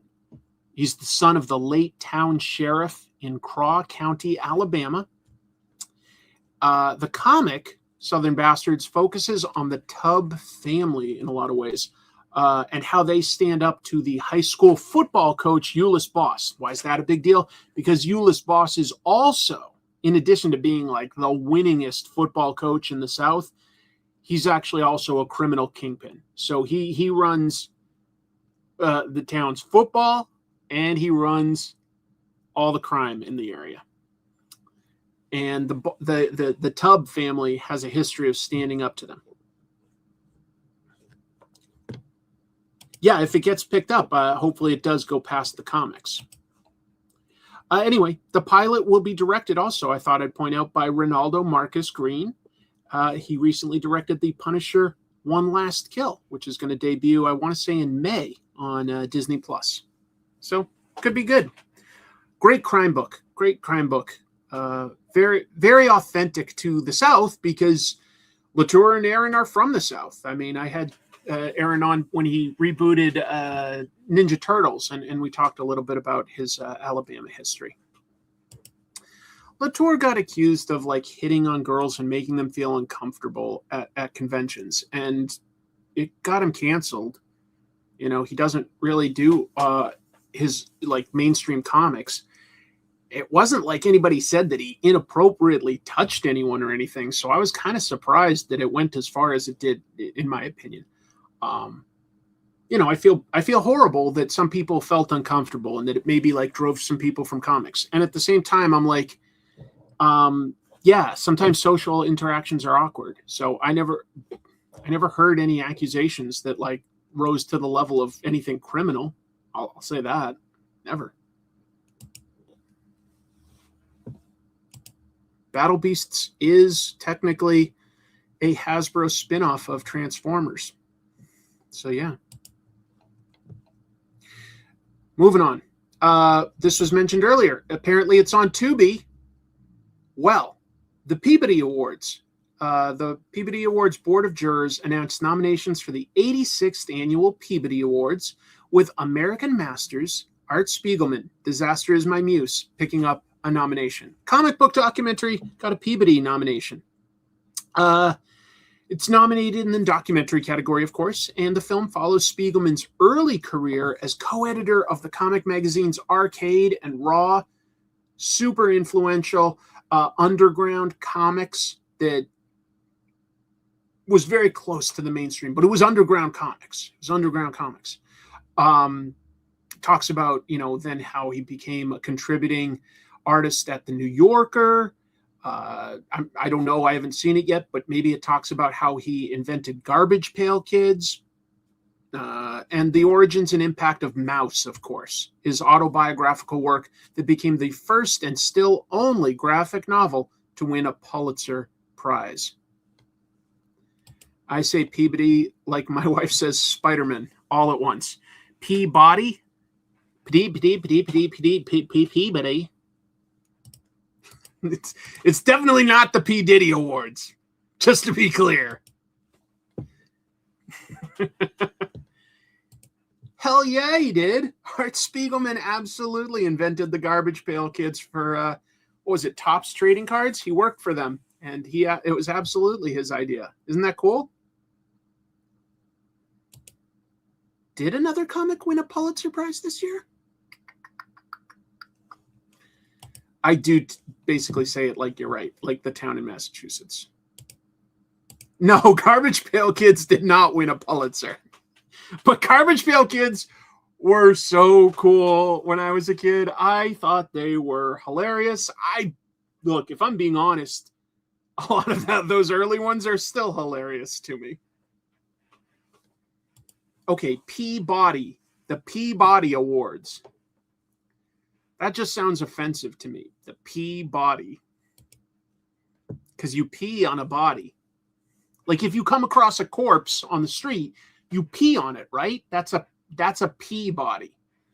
Whereas an award should have a bit more class. It should be a Peabody. Anyway. So that's very cool, though, to hear that this is on Tubi. I did not know that, to be honest. And I want to see this. So that's really exciting. The Garbage Pail Kids movie could be trash movie bonanza fodder. It's been covered a good amount, but I would still have a good time talking about it. Yeah, it's pretty weird.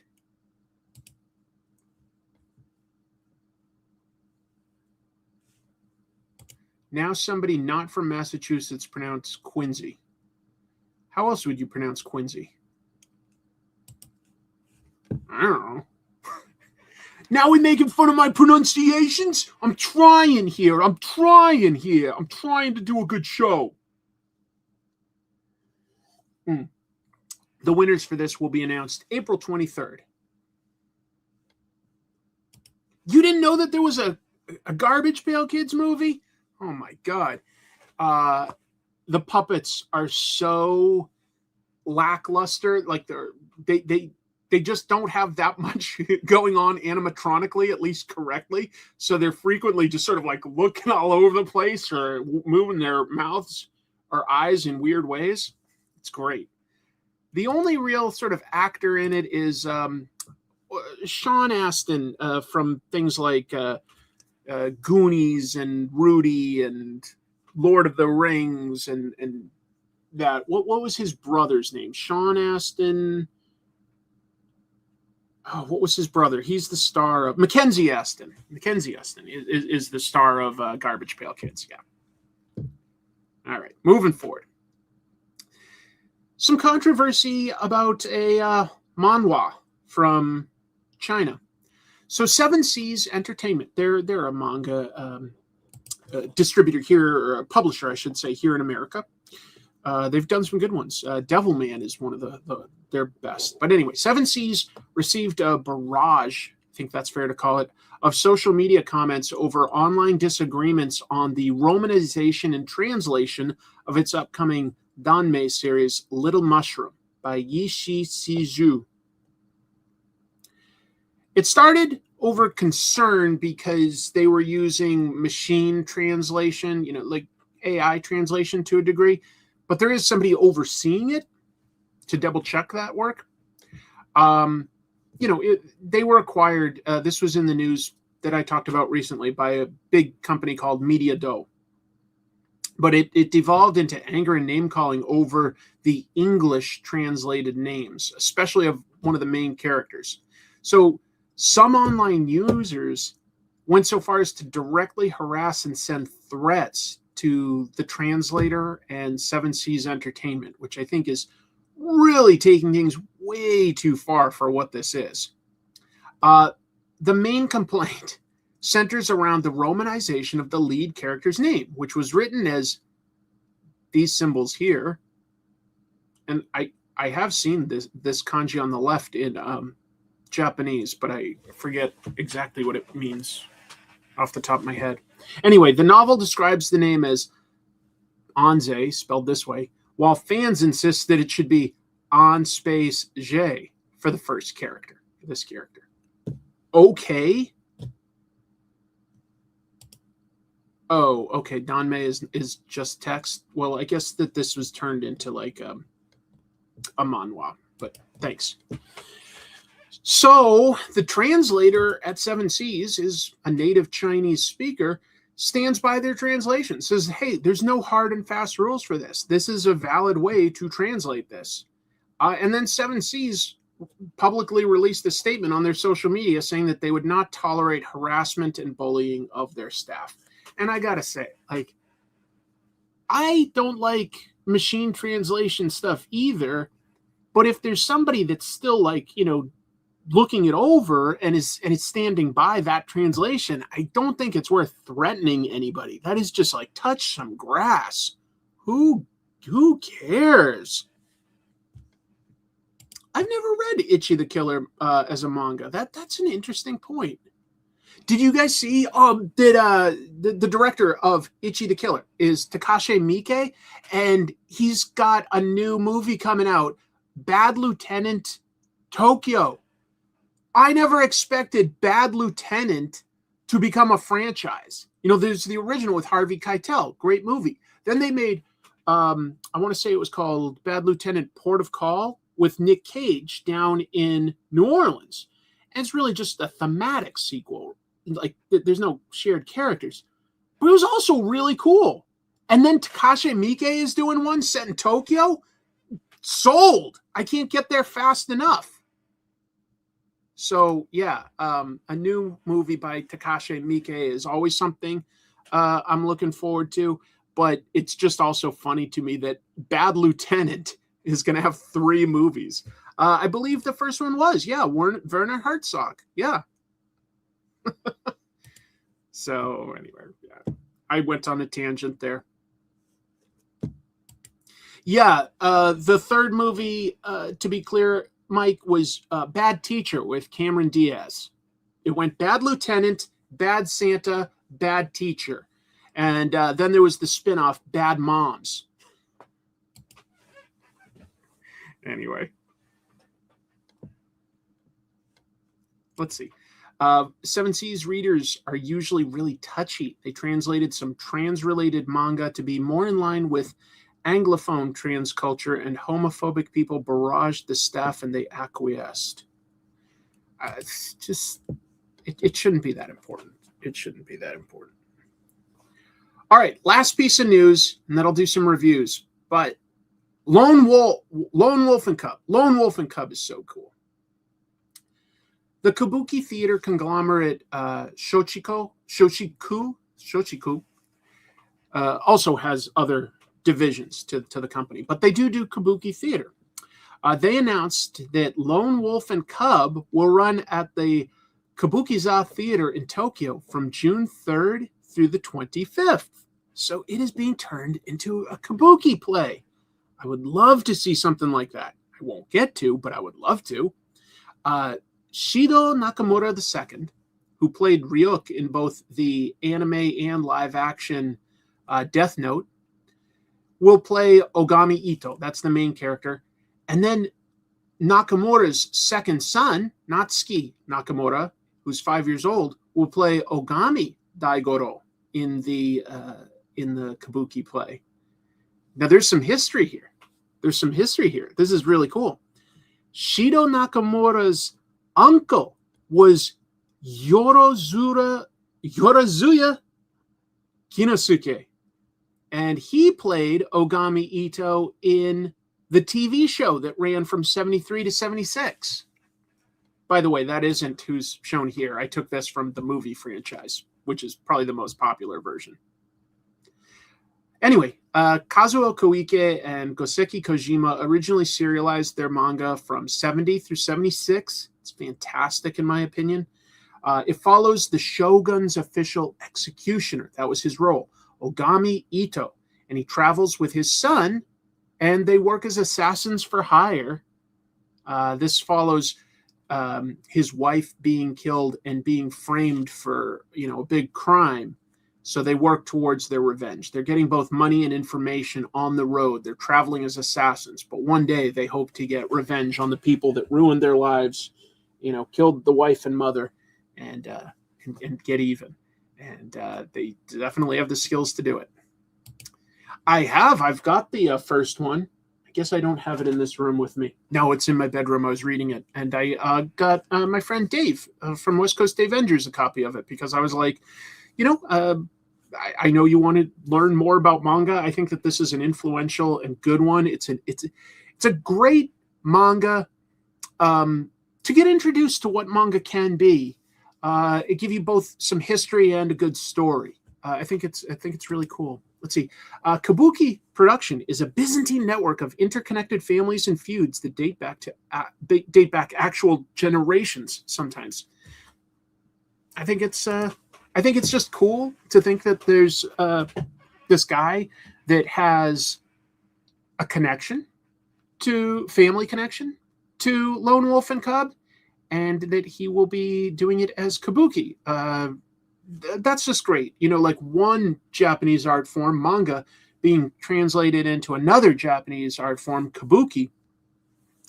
I saw one Kabuki play once, but not in Japan. I saw it in Boston, and this was a long time ago, over 30 years ago.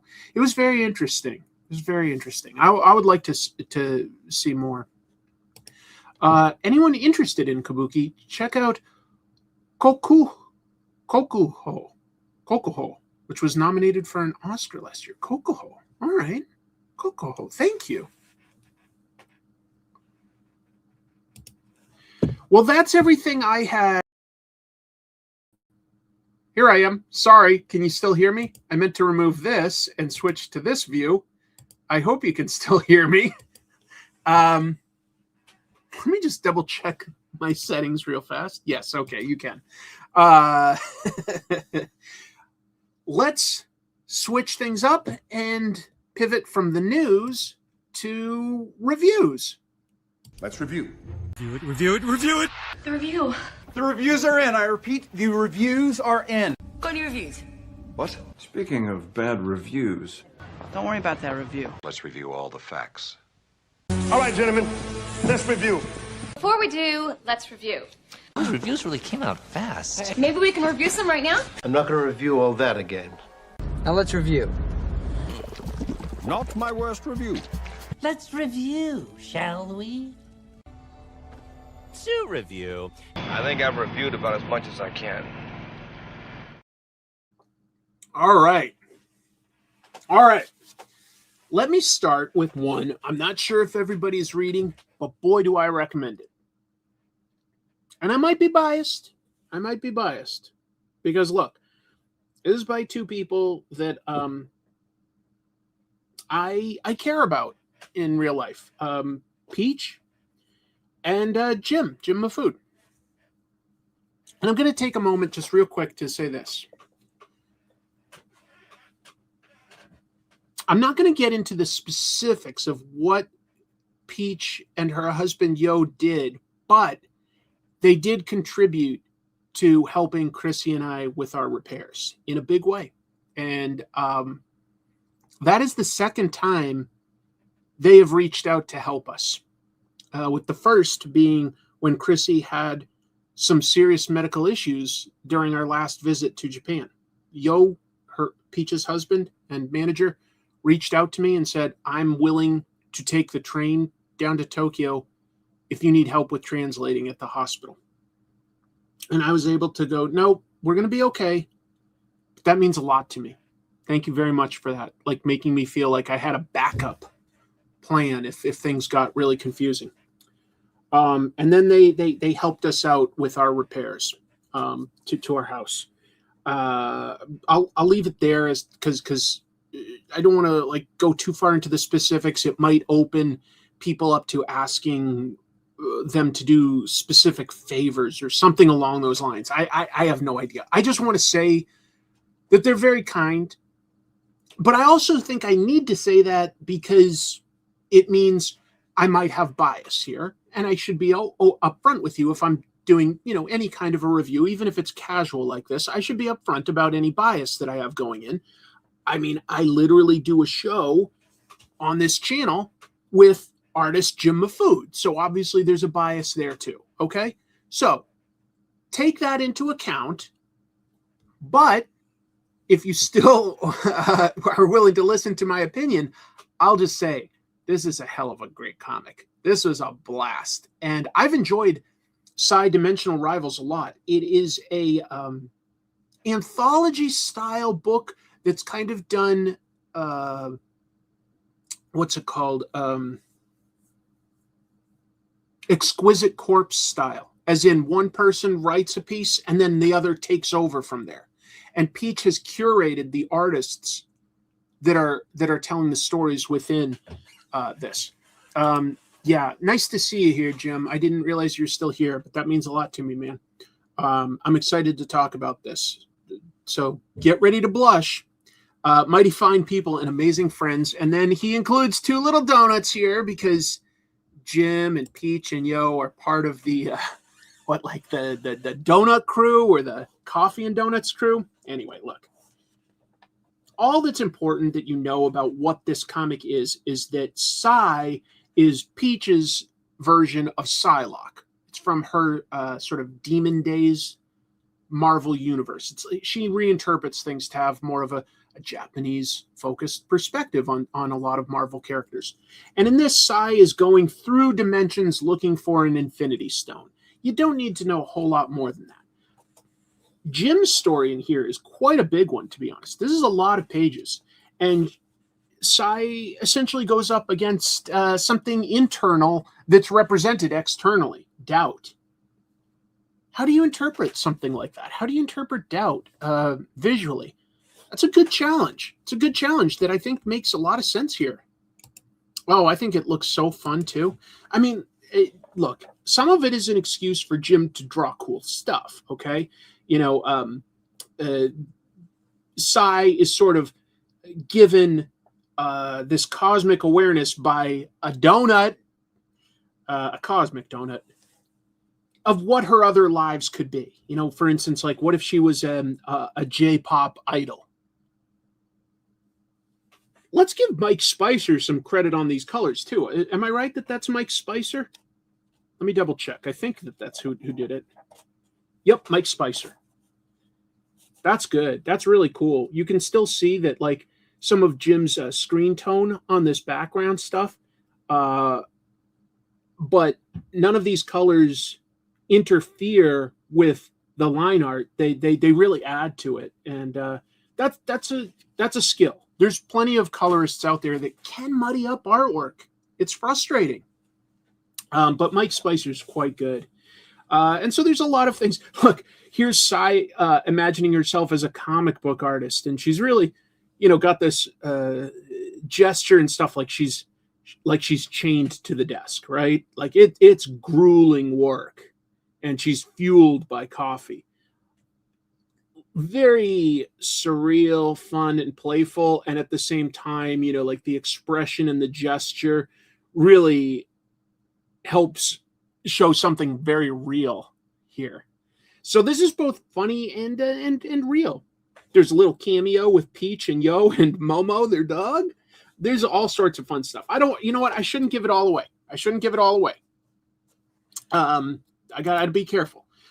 Mike Spicer made my art sing. The man is too damn good. He's really good. He's really good. I like what he chose. But there's a lot of pages here by Jim. Some people have only done maybe like 4 pages or something. Jim does 10, 11, something like that. There's some pages by Peach. I think that there's she and Jim have a fun little in-joke going on here with the donuts, which I just like. I feel like there's something very real coming across there. And there's some also really interesting stuff by an Italian artist in here that I wasn't as familiar with, but you can tell that they added, a taste of Venice to all of this. And having been fortunate enough to visit Venice, I really appreciated how authentic that felt, as well as some Phil Noto pages. So you get 4 different artists in here that are really working at the top of their game. And what's cool about this is they just get to be playful to a degree. They get to explore whatever they feel like, and it fits together just loosely and casually, and it's just fun. I love this cover, by the way, but Peach does great stuff with, I think, eyes. She's really good at making them seem vulnerable and expressive. So there's something very cool about that cover to me. Oh yeah, very different styles, right? Phil Noto, so technical and precise and sparse in his line work versus the sort of mishmash of tools that Jim is going to use. I love the contrast in this, that it all still feels like one character literally going through different dimensions. It feels like, you can imagine almost what it would be like in animation or live action, how it could just really feel very, very different. I love some of the textures you used in this, Jim. We haven't really talked about this yet since I've been able to see it. But I love it.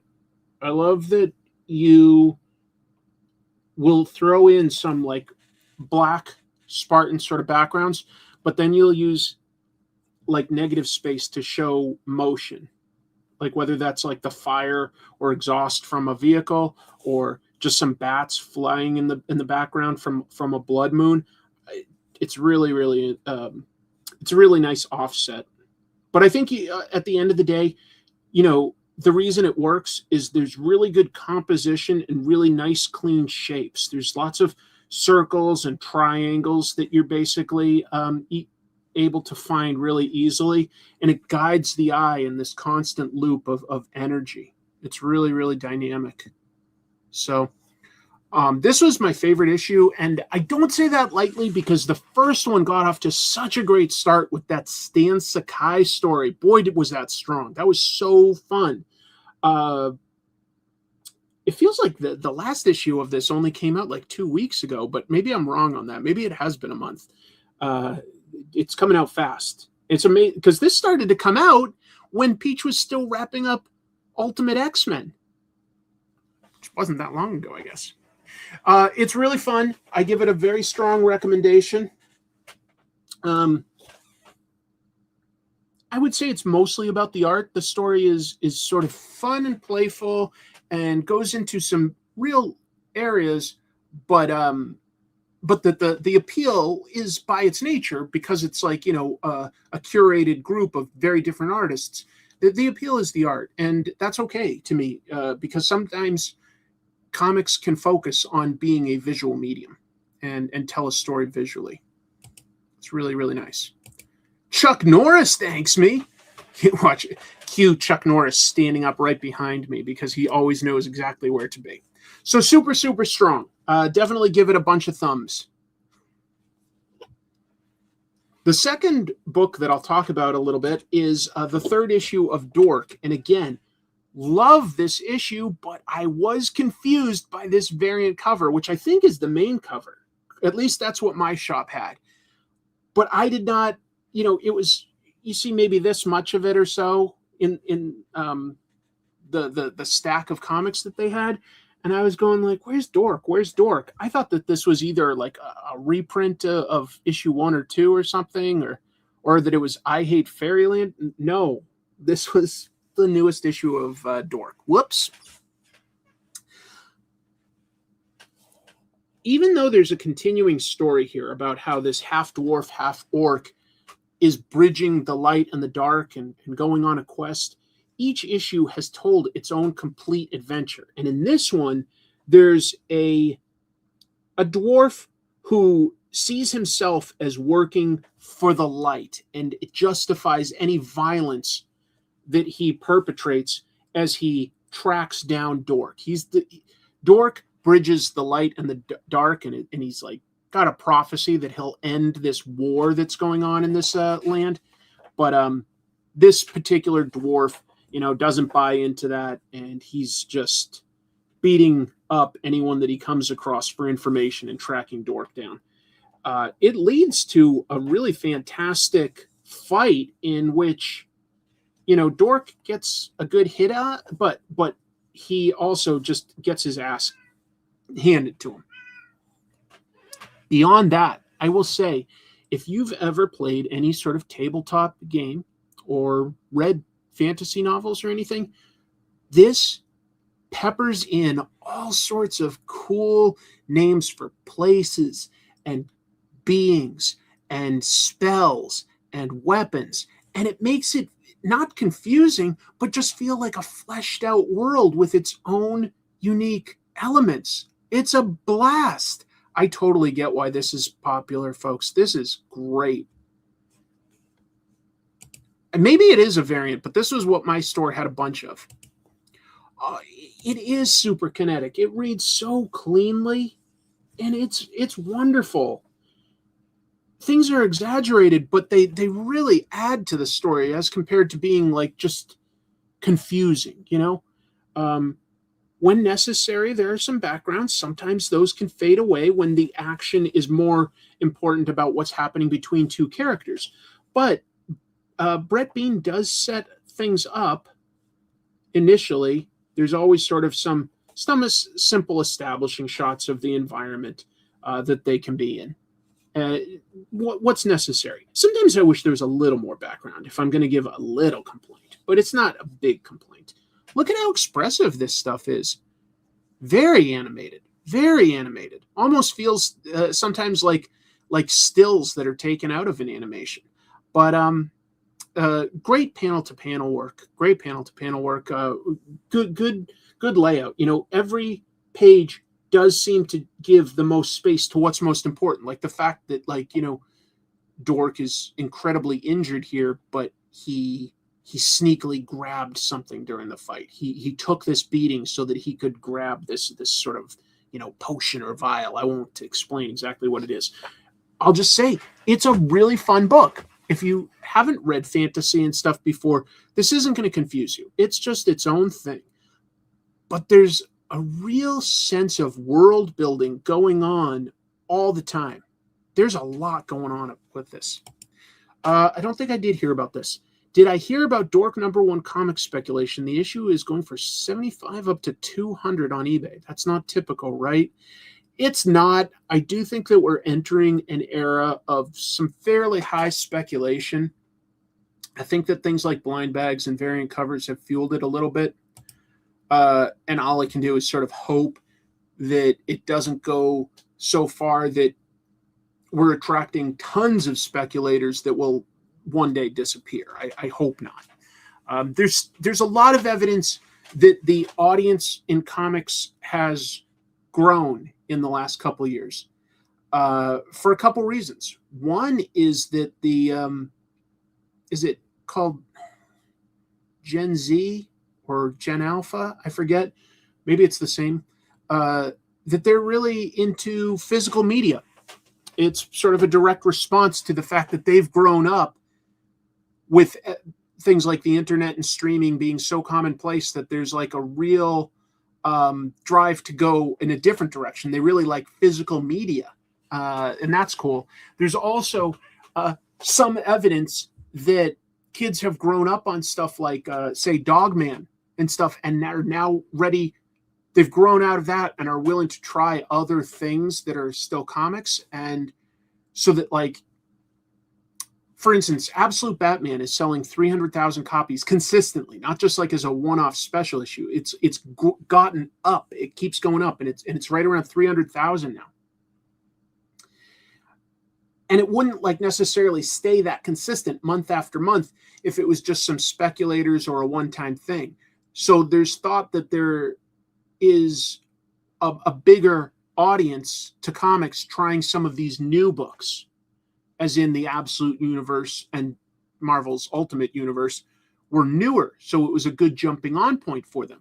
The Energon Universe and Ninja Turtles had good jumping on points, and Image Comics has a bunch of new books like this. And there is some thought, we don't know yet because we're in the moment, but it seems possible that like some people that have grown up reading Raina Telgemeier or Catman and Captain Underpants have been exposed to that type of storytelling and are now ready to sort of, we'll call it graduate, but just move on to something else. And I hope that that's true. I think that there's some evidence that that's absolutely true.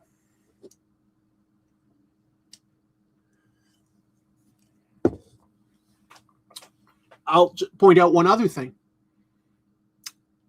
Some of this stuff is like Absolute Batman has been out for a year and a half, right? But it's still growing. It's because Image and DC are doing a great job at keeping this stuff reprinted. So if I hear that Transformers is really, really cool, and I went to the store and it's at issue 31, that could be intimidating. But if I can literally, I don't even have to worry about trade paperbacks. I could still pick up like, issue 1 on, like the 10th reprint or something, but whatever. It's like, cover price, and I can jump in at the beginning. I think that that's a great way to bring in new readers. Glad you picked it up. I hope you really love it.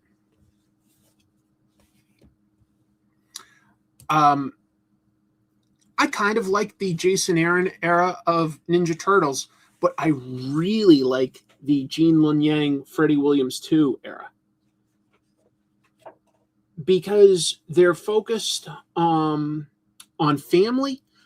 They've got Splinter back, but in a very organic way. They've got the Foot Clan back in a way that feels natural, and they're focusing on something that I feel like they is a part of Ninja Turtles, but hasn't been the biggest part yet, so it still feels a little fresh, and that is the supernatural. Specifically, the Foot Clan has hired a witch character. She's called Shinigami, which is Japanese for like basically a death god. Anyway, Shinigami is breaching a portal between the living and the dead. So that's sort of the to a degree how Splinter is back, but it also now is opening up stuff like Michelangelo meeting his mother. Maybe I should explain a little of this. I was thinking that was, if you haven't read the IDW era of Ninja Turtles, the Ninja Turtles are said to be reincarnations of feudal Japan era family. like that they were like killed in a way, and their spirits were out there. And they didn't really know this for a long time, but they were like reborn as the Ninja Turtles and Splinter. It's all about family. Yeah, I haven't been reading the stuff like Shredder or Casey Jones. To me, I want to be able to focus on just one book for me, but I have heard good things about both of them, which is nice to hear. Yeah, it's kind of an interesting idea. And I like that they've got their own spin on things, because every version of Ninja Turtles has a little bit of something that makes it work. Well, if you don't like it, you don't have to read it. It works for me. It works for me in a big way. It isn't the forefront. It's just that's some of the background is that they were like, these sort of like unhoused spirits that eventually got reincarnated. And it took a long time until they sort of knew that was a part of them, but they also grew up as who they are. So they are who they are. They just sort of have access to these like shared memories. Too weird? Fair. I think it's cool because what it ultimately leads to is just the Ninja Turtles being able to fight some crazy new enemies, like in this case, a giant skeleton spirit. Okay. And Ninja Turtles has always been bonkers. From the early comics where they'd be fighting brains and Triceratop men to the cartoon where they'd be fighting, rhinoceros guy and a warthog guy. They've always had crazy elements to Ninja Turtles, and I think that's part of what makes it fun. If you say it's too weird, fine, but I say Ninja Turtles almost can't get too weird. To me, like go crazy. As long as you've grounded it with some sort of logic, I'm fine with it. Yeah, I think that the fighting the giant skeleton is awesome. It goes out of control in here and starts like capturing the Ninja Turtles in its skull. Its rib cage area, right? Yeah, like Donatello's captured in its rib cage in this. I thought that was cool action scene. Look, it's super weird, but I'm telling you what it is up front. If that's not for you, that's fine. This cover, is this by Mark Spears? That's my best guess, but I really don't know. It doesn't seem to have any cover credits on the interior here. Did it have credits back here? Oh, it is Mark Spears. Yep, never mind. I didn't catch that. I kind of like it. It reminds me of the 90s live action movies. Ninja Turtles had parody elements, but it wasn't completely parody when it started either. It had parody elements within it, but it also was doing its own thing. I don't mean grounded as in realistic. I mean grounded as in just have a logic for how the sci-fi or the supernatural stuff works. Just have rules for how it works, and I'll go with it. I'm calling that grounded. Mark Spears, okay. The other stuff I'll pick up, I'll just sort of go through more briefly. I don't have as big thoughts. This is a story of Megatron and what he's going through in his mind. Art by Ludo Lullaby, who actually I think is quite a good fit for this issue. After this, Jason Howard is going to take over. Jason Howard did do 2 issues of this series, Starscream Flashback. But the biggest thing he's done in comics that people might know would be Astounding Wolfman with Robert Kirkman. I think Jason Howard is a good artist. I kind of wish that there was somebody with a little more heavy detail-oriented style for Transformers. I just feel like robots lend themselves to that. But I'm willing to give it a shot and see where it goes. I'm willing to give it a shot. But this was a fun issue. And it takes Megatron into some weird new directions. He's basically evolving and getting in touch with some history of the Decepticons, which I haven't seen. If that lore has ever been explored before in a different version of like a cartoon or another comic, I don't know about it. I only know this version, and it's fun. But I am a little nervous about where the art goes from here.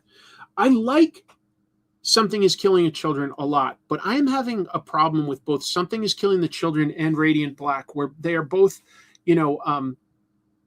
creator-owned comics that are coming out too slowly for me. And I need a certain rhythm to the release. Monthly, it works for me for the most part because I've grown up with it, and that's what's normal.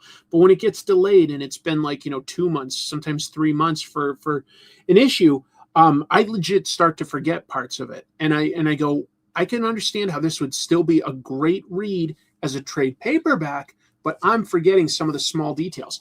I was reading this and I was going like, wait, what story is this again? Was this, like what was Erica Slaughter up to? Oh, it's mostly a flashback to when Erica was a teenager getting taught by Jesse Slaughter. I forgot about all that. So I remembered and I was like, no, this is a cool issue with cool art and stuff. But I just sort of miss the rhythm of what was going on, and I forget some of the details. So it could kind of benefit from a good recap page, in my opinion. There was some cool fight stuff, though, in this with some monsters. And I was like, okay, by the time I got there, I was kind of back on board. But then by the time I get here, just to be clear, the issue's almost over. So I like it. I'm having a little bit of a hard time keeping up. It's probably going to read better in trade paperback format than monthly. Let's see. They are both pretty good in trade, but Radiant Black seems to have lost momentum after the big war. I thought that was a great reset point to let readers start getting back on board, and it has just come out kind of slowly. So I like those books quite a bit, but it does get hard to follow. Something is forgetting the children. That something is this dumb guy. Look, maybe that's me. Maybe like some of you are out there going like, oh, no, I didn't think about that too much.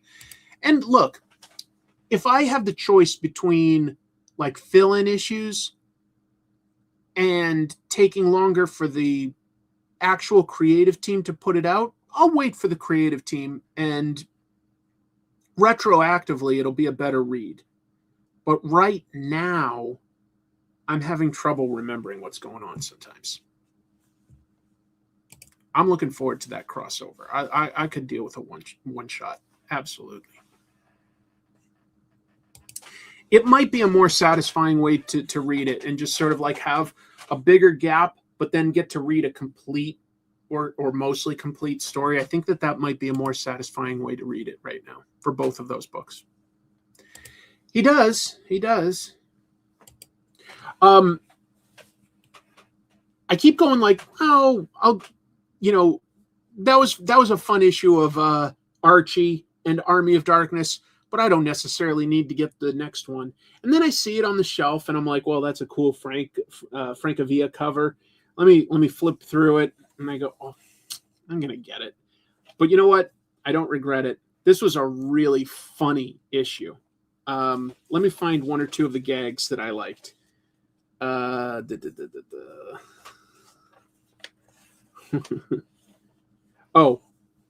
here's one where Jughead is like, who could have imagined the undead taking over Riverdale?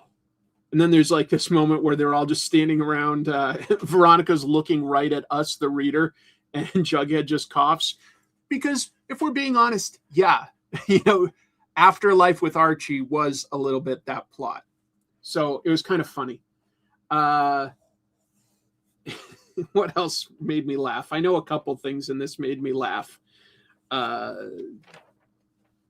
I don't know, just the way Ash talks like Ash and keeps like, sort of slapping Archie around, telling him like, stop trying to read from the book. Oh, this is a background gag, but Jughead goes to make sandwiches at S-Mart. They're holed up there after hours, and the ads are like, it says delicious sandwiches, just $45.99. And I go, yeah, that feels very authentic to prices for food right now.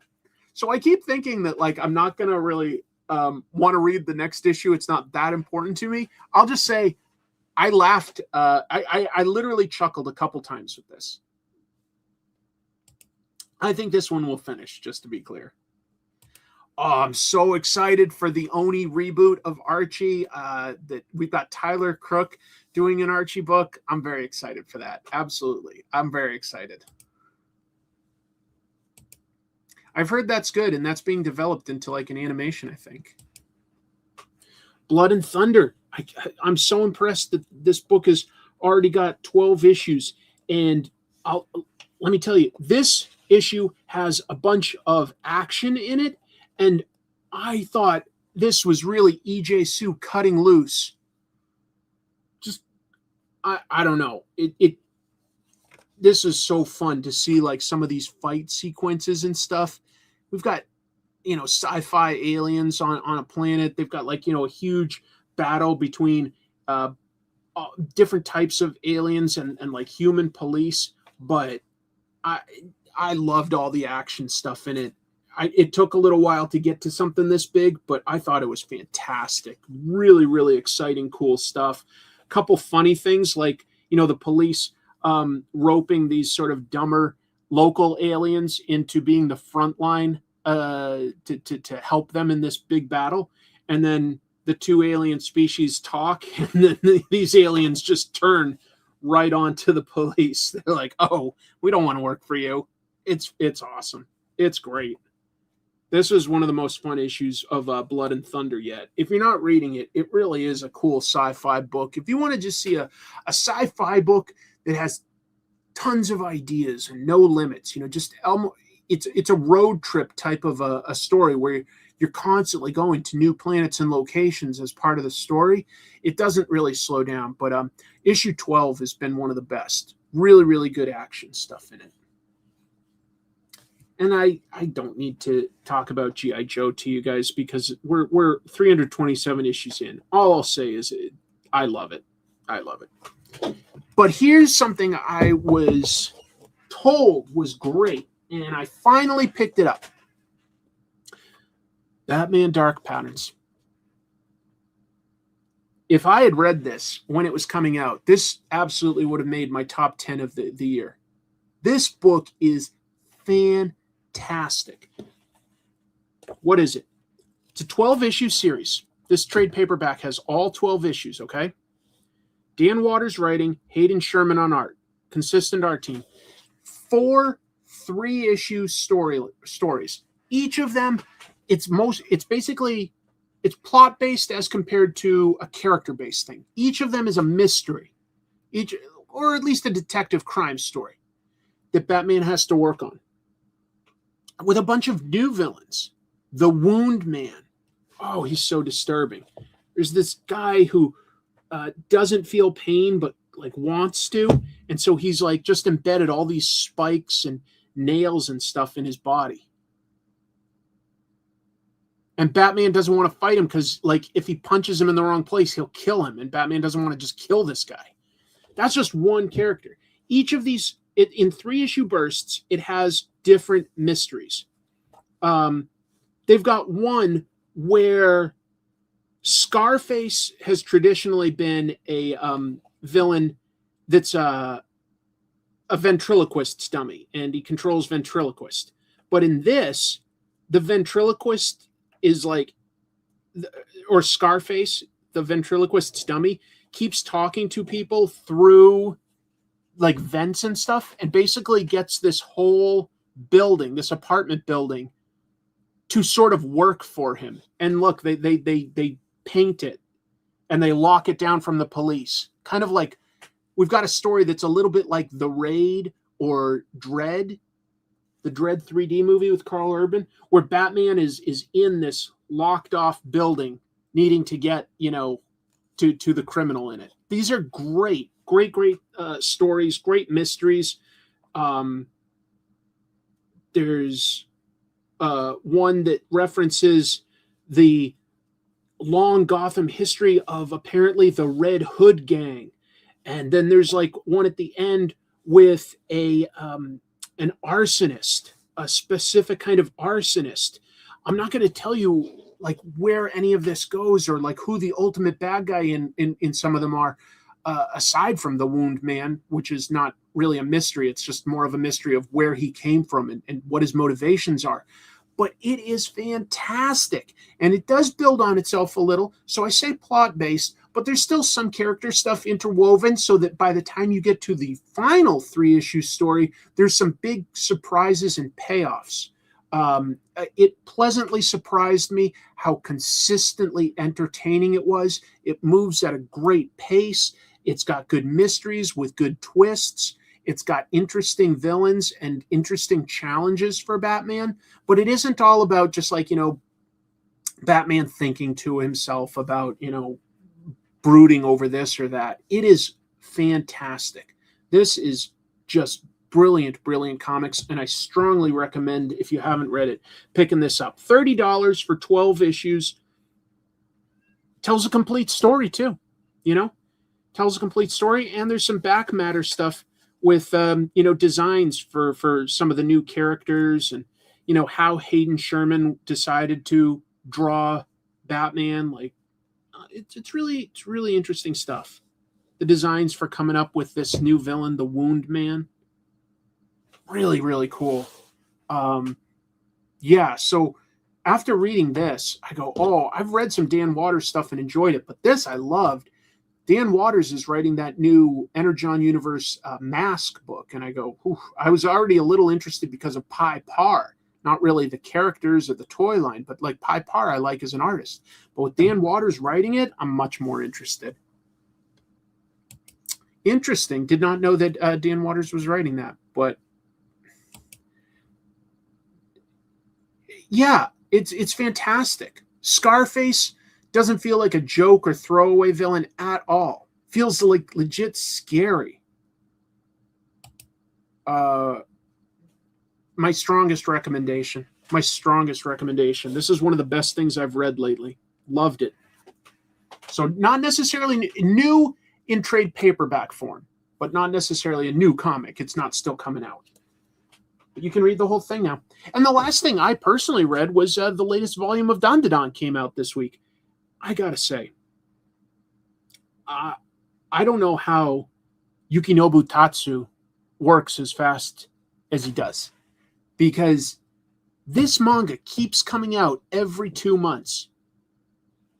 It's released on Jump Plus initially, I guess, but the amount of pages that Tatsu is doing is amazing, because it keeps coming out every 2 months. This was two different things for me. First, it had some great action at the beginning. Okay, some really cool artwork. It's got our main characters going up against some weird new yokai and lots of really cool battles and stuff. And that's fun. And it has some good character stuff. It's cute and charming and action-packed, and puts the characters in a really tough place that I don't know how they're going to figure things out. But then halfway through, or maybe a little more than halfway through, and more like 2/3, I guess, it pivots to telling a story, and it takes a little while to know whose story or stories it is. And it's heartbreaking stuff. It's about like a kid that goes through the loss of all of his family. Brutal stuff. Makes him very sympathetic, very, very cute, and very, very sad. Very, very sad story. I won't go too far in everything that I show, but I guess it is more like a little more than halfway. This whole back half is really emotional stuff, which every once in a while Dandadan does, especially if it like sort of tells you, a sad story of someone that died, and like their spirit became like an angry yokai, and you're like, oh, that's tragic, that's sad. But this is like somebody that's a supporting character, or maybe more than one supporting character. But it is beautiful. Yeah, the manga is weekly, but like the amount of pages that they're cranking out weekly, that they can keep coming out like this, just incredible. Yeah, I like that there was a twist to this Jumanji arc. It isn't just the characters in this sort of real life board game, that there's a second level to why it exists, and that like it's really the doing of this villain that's making the characters work for it to break the game in a way. I loved it. It's clever. Whoa, 4 a.m. in Italy. Thanks for watching. I hope you have an okay day at work. I really appreciate it. Oh, you guys are up to 21. That is a faster release than we are getting here. Yeah, the umbrella. I guess a bunch of you are reading it. That's cool.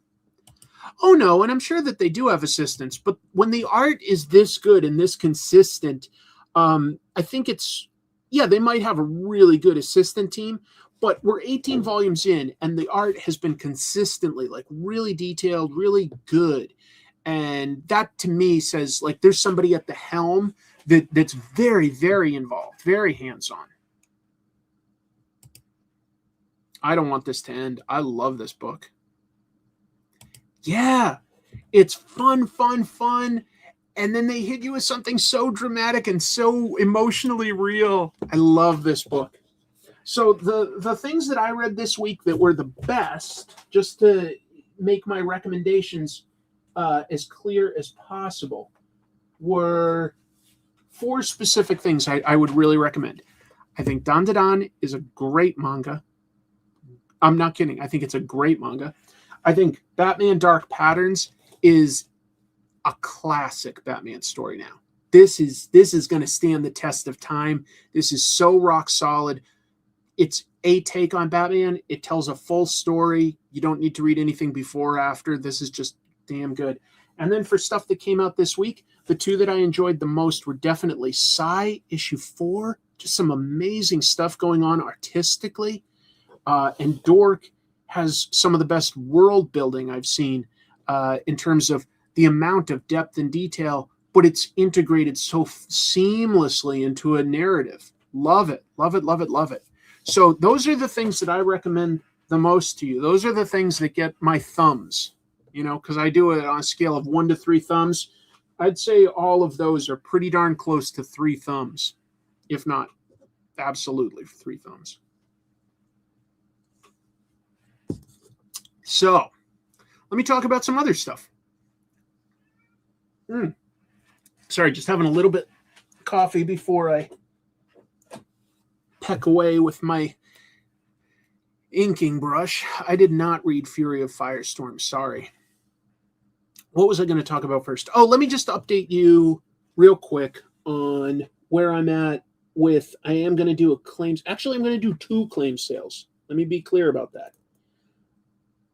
I've got one that I'm going to do on my channel next Monday night is the plan, and I'm pretty sure that we've got all the logistics figured out. I'm partnering with a bunch of folks at Dynamite Comics that have donated a lot of original art. It's going to be pretty exciting. But next Monday, I'll sort of just do a little bit of news, and then I'll just roll into doing a claim sale. And that's just because Chrissy and I had a really bad, damaging flood. Our insurance is capping us because they're calling it a mechanical failure that they say I should have been responsible for. While I don't agree, that seems to be what it will be. And so we need some help. And we're going to do this claim sale to help raise some funds. But you would get the advantage of just getting to see or buy some cool original art. So we're going to do that. And then, so that's on the 20th, Monday. And then on the 24th, that Friday, I will be driving up to see Comic Tom at his sort of studio / warehouse / whatever else he wants to call it. And I'm going to just guest host one of his Whatnot live streams. And he's gotten a bunch of donations. And in fact, I don't know if I should mention it or not, but there's one person in here who's volunteered to donate a piece that I can, a piece of original art that will be up for grabs. I think I should also probably have some keys of my own, some of my comics that I'll probably bring and sell. So it's just a chance, a claim sale, like I say, to grab some cool comics. But I'll be doing that on Comic Tom's Whatnot show, not on my channel. I'll just be co-hosting, but it's very nice. claim sale isn't quite the same as an auction. We're just going to like show what it is, explain so everybody can quickly get on the same page, and then we'll reveal what the price is, and whoever, on the streamer's end sees the first one to say claim it, they get the right to buy it. You have to sign up. There's going to be a link pinned in the comments and in the description so that you can sign up. Dynamite is, for me, taking all that information. So it'll be pretty easy, but you'd have to sign up so that they've got some of your information. And then you pay them, they'll pay me. Andy reached out and is donating a piece. I haven't seen it quite yet, but just letting you guys know, next week, there's going to, not on this. That's for the Whatnot claim sale, because the one I'm doing on Monday is all stuff that like Nick Barucci is selling from his collection of original art. Yeah, it's like an auction, but the prices are set. It's fun. It's just fun. Even if you don't buy, you get to see cool comics and original art, and there's some energy to it as people are like, I want that. You're not going to win every single one, even if you want to get it, but it's fun and it's exciting. And I don't know. I like watching claim sales, even if I don't buy stuff myself. I watch a bunch of West Coast Avengers does regular claim sales, and I'll often have them on. And even if I don't try to claim stuff, I like watching what goes up and just seeing cool, rare comics and stuff like that. It's really, really cool. I'm not so sure that this is a good idea. This is the kind of thing that gets people arrested. Nick has been very good to me, and a lot of people. Boy, that would be amazing if my GoFundMe hit something close to that. Definitely the costs got a little higher than we ever hoped. We were hoping it's only going to be 40. It's only going to be 60. It's looking like it might get closer to 80. I still haven't gotten confirmation that insurance is kicking in. Like they said that I was able to get $10,000 from them. I'd also have to pay a $2,000 deductible just to get that, but that I'd get 10. But they still haven't confirmed what I'm getting or when or anything. So that's unfortunately still something I'm kind of arguing with them over. But that's my issue. And I'm talking to them, and I'm really divided on how that's going, because I feel like that we should have. We've been keeping up with our premiums, which are not cheap or anything, and that I think should be paying me more. Plenty of people in the industry have been, in the insurance industry and in the repair industry, have given me advice on how I can argue my case, but we're not going to get tons of help from insurance, unfortunately. It doesn't look like. But whatever. That's not anybody else's issue. I mean, technically, none of this is.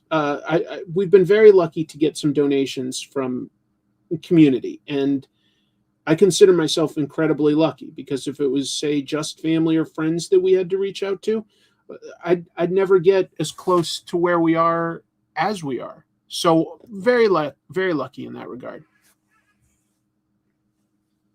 Anyway, those are some things that I got coming up, but it would be ways to theoretically, help Chrissy and I with our home repairs, but also get something out of it, something cool. You'd own the original art, or you'd own a cool key issue. So I promise what I've seen is very cool looking stuff, and I'm excited to be able to do it, because it's going to sort of let me learn a different aspect of, comic book streaming and stuff. It's not necessarily what I want to do with my channel, but I'm very curious about every aspect of comic book YouTube, comic book Twitch, comic book whatnot. I'm excited to learn.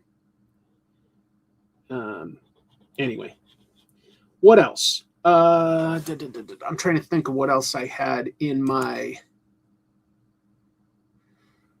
list of topics. Tell you what, I don't remember, but I'll pivot to somebody had asked about whether I saw The Boys. And I won't spoil things. When I talk about like movies and TV on this, I it's not to spoil it. It's just to give like some high level impressions of something. But I did see The Boys, and I think season 5 is off to a rock solid start. The first episode is especially good. Second episode is very, very interesting. They've really done some great stuff with the TV show in terms of making Homelander the main villain and such a detestable, like hateable, but interesting character and scary. Like it's scary because he's so much more powerful than everyone else. I really like the TV show a lot more than I like the comic. I think the comic had some really interesting ideas. I think it had some great artwork, but I definitely am more invested in the characters in the TV show version. And I think that that they're generally portrayed as more underdogs. And that it has more to say about, big business, capitalism, the pharmaceutical industry. Whereas the comic was very intentionally made to talk about comic book history and superheroes and stuff. So they each approach what they're trying to do with the same characters and premise in a very different way. And I kind of like that. But yeah, I really, really enjoyed the beginning of this final season. 2 episodes are up. And trying to think, is there anything that I could say?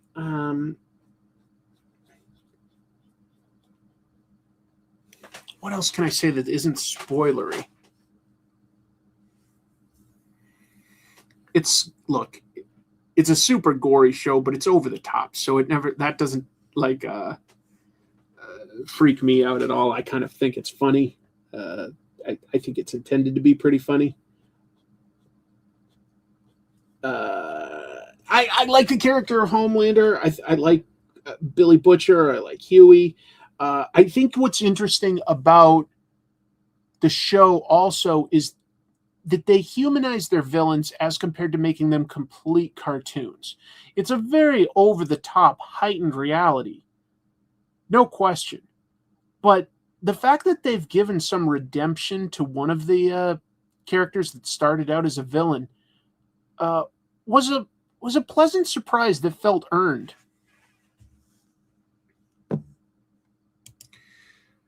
Do I have any predictions? I think that if they want to, they could line things up to follow the end of the comic very closely, actually. Not perfectly, but more than I expected at one point. I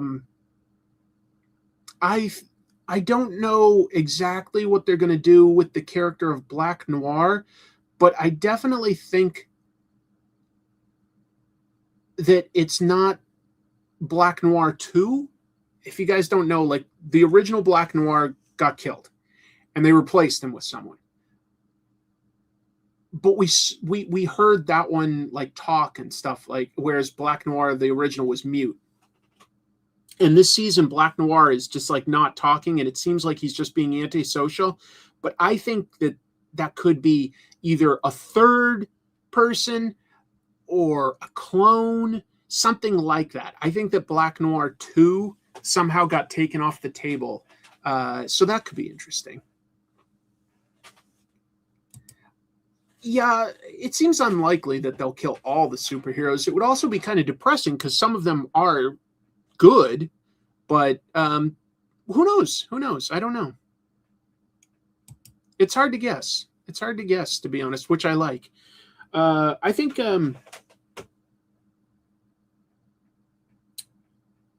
I really find who's the kid Quaid that plays Huey.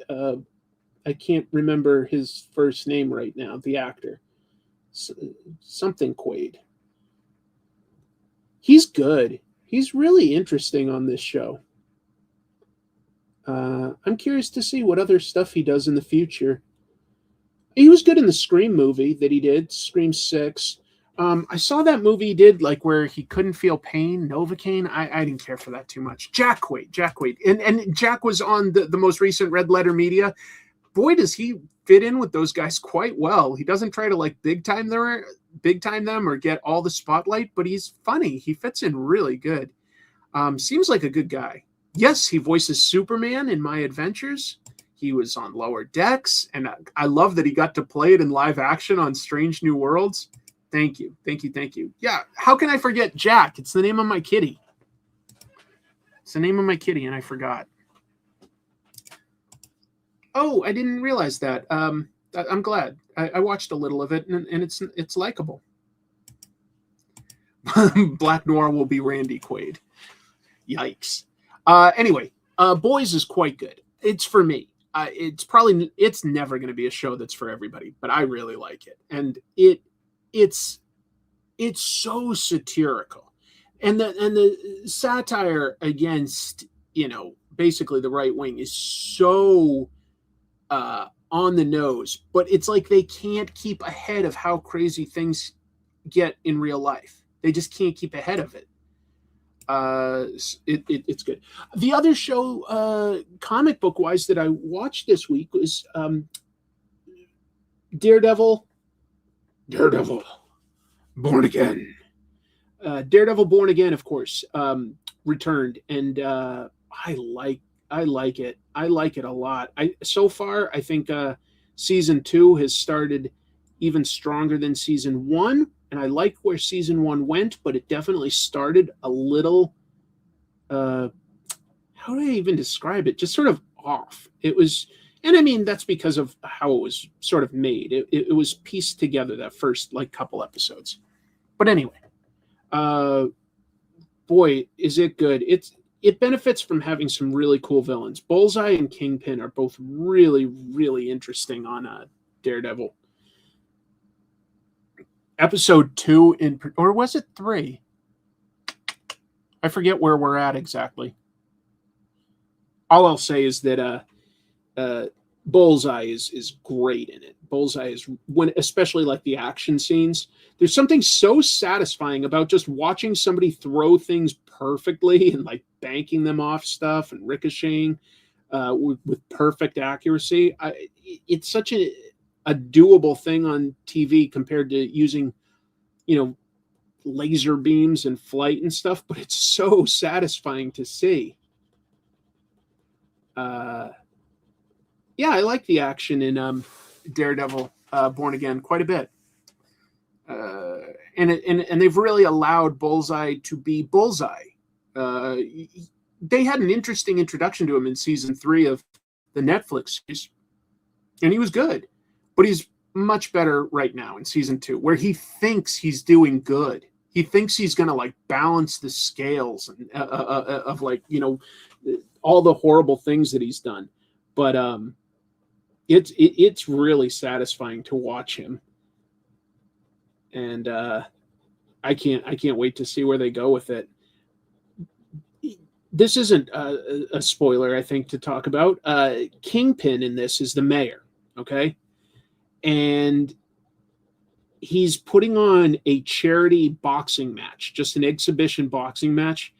But the Kingpin is insanely strong, right? I mean, he wrecked Punisher in a hand-to-hand thing in like 1 minute.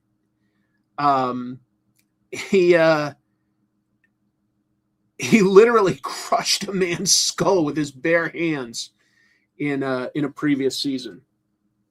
So going in, I was like, he's totally going to lose his temper and kill his opponent in the ring. And I don't know if he exactly did, but probably. It was brutal.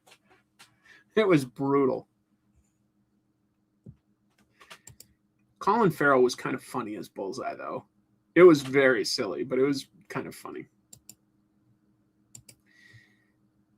They're really lucky to have Vincent D'Onofrio in that role. He's a great Kingpin. Great stuff. What else is good out there? I saw one other thing, but it's not going to be something everybody's going to be into. I just know that. But I saw this Japanese movie called Exit 8. Deguchi Hachiko. Deguchi Hachiko. Apparently, it's based on a video game. But the general premise is a guy trying to leave, a subway, and he just seems to be stuck in this loop going down these corridors. And the premise is explained very early on. You have to look for things that would be an anomaly, something that's just a little off. If you see an anomaly, you turn around and go back the other way, and things repeat. If you don't see an anomaly, you have to keep going forward. And you have to get it right 8 times in a row to escape.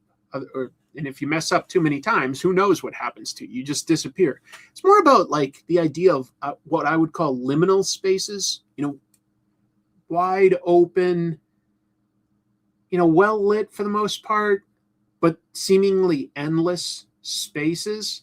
And there's this upcoming like American movie that's got like a very similar idea in that regard, where a guy goes through a wall and there's just endless rooms that go on forever.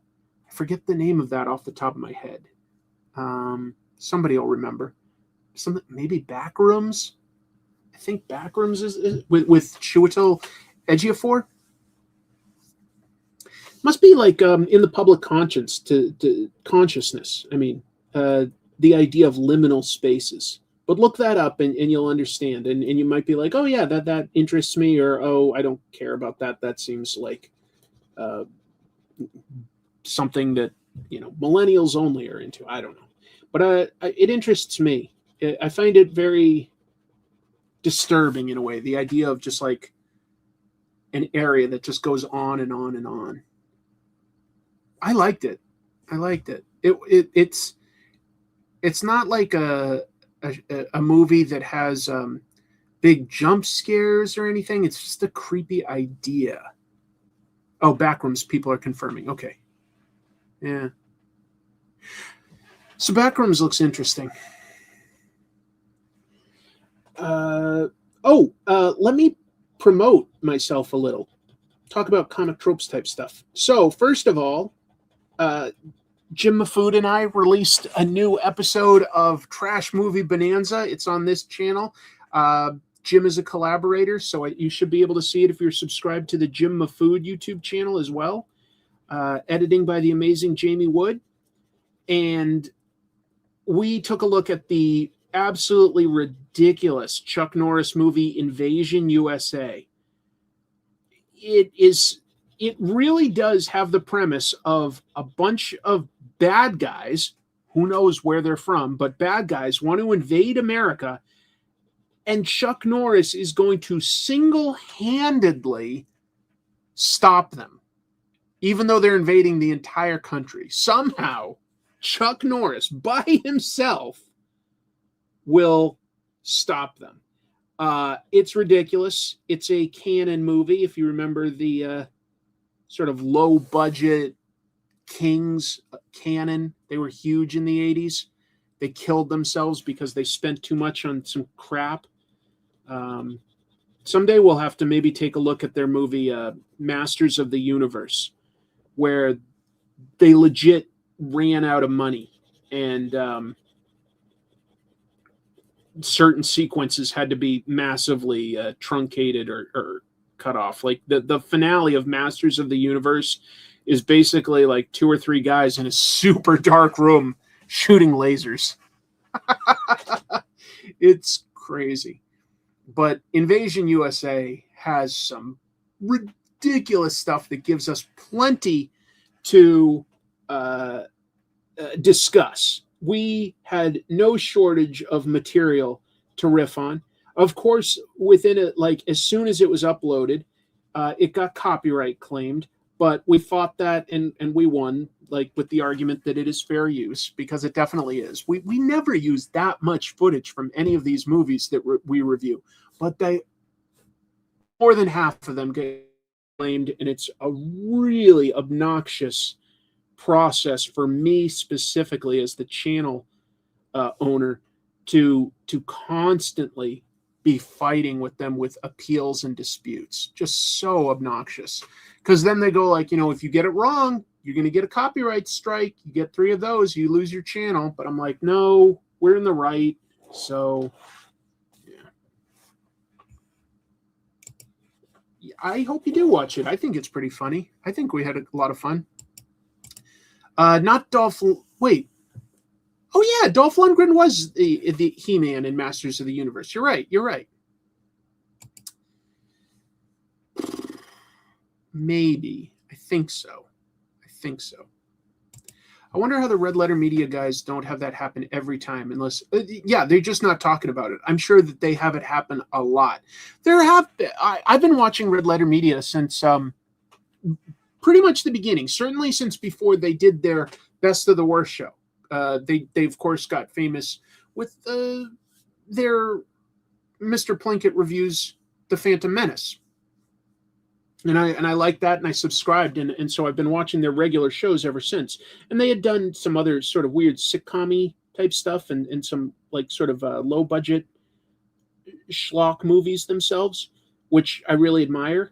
Shows that they have a respect and appreciation for what they discuss. And there have sometimes been episodes that go down almost right away. And that, like, and then they don't come up for like a day or two, and that's them fighting something or re-editing it.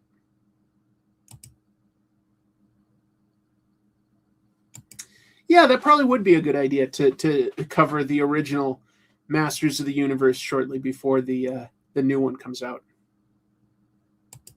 Oh, that I don't know about, but that makes sense. Like because. Yeah, it's really obnoxious because it's all basically automated.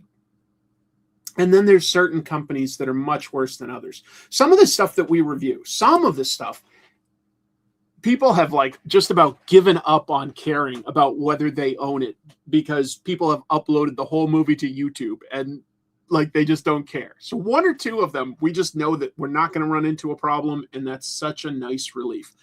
I would say more than half of them do run into a copyright claim. I've won every dispute so far. So hopefully what we're doing is right. It's annoying though. Anyway, I also uploaded a new comic tropes episode on the main channel. I discuss the wedding of Peter Parker and Mary Jane, Spider-Man's wedding. And I want to say that there's a couple things in there that some of the regulars in here might appreciate. Beowulf told me about a crazy era of the Stan Lee newspaper comic strip where J. Jonah Jameson is flying around in the Iron Man armor. Total tangent, but since I was talking about the newspaper strip's wedding, I included all that. So thank you, Beowulf, for telling me about that, because as soon as I got that, I go, this is a tangent that'll take like 2 minutes, but it is so crazy, and I'm never really going to have an excuse to just do a 2-minute video about this. I'm just going to throw it in there, and that was fun for me. But also, I got to talk about how Spider-Man is canonically a Mets fan, which I know Steve Sorensen, who's always giving me the Baja Blast donations, appreciates, because I know he's a Mets fan. So I was like, I know that mentioning the Mets here will make him happy too. Yes, thank you very much for Iron Jonah, my beloved. I read that when it came out, and it almost turned me into the Joker. It's crazy. And it, like, I condense it, but that story went on for something like 4 months worth of strips, folks. I condense it into like talking about like maybe it's less than 2 minutes, to be honest. But, well, it makes sense that Peter is a Mets fan, to be honest, because he is from Queens as compared to like Manhattan or something. He'd be closer to Shea Stadium. Yeah, so it makes sense that he's a Mets fan. I always thought that made sense.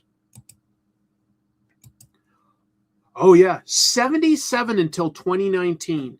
So, but what was really bonkers about it was I knew that it had been ghostwritten, and I was pretty sure that it was by Roy Thomas. As soon as I made the episode, I did some research, and yeah, and I don't specifically mention this, so this is just like an extra bit of trivia to that. If you've seen it, if not, this is just an extra bit of trivia about the comic strip. So my understanding is Stan Lee got paid something like $3,000 a strip, and that might not be right, but it might, because newspapers, there's more money in newspaper strips than comic books a lot of times, or at least there was. And I might have that wrong. Maybe it was $3,000 a week or something like that, as compared to a day. But we'll just we'll even say it's $3,000 a week, right? He paid Roy Thomas like $300 a strip.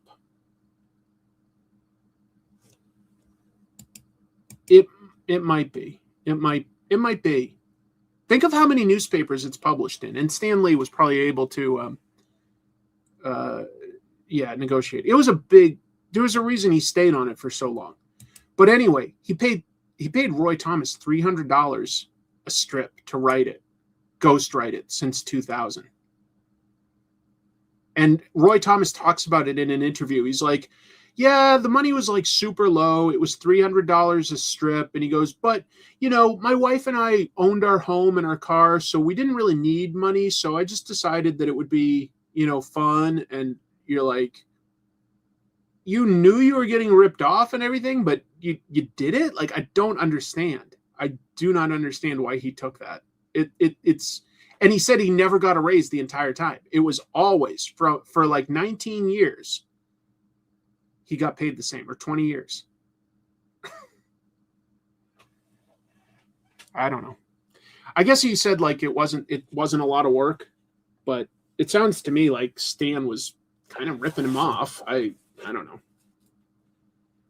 But it's not like Roy went in blind, and it's not like Roy is totally innocent in terms of what he's paid other people. So it's just a weird story of like, whatever it is, he like got paid next to nothing for it. And it's crazy. It's just absolutely crazy.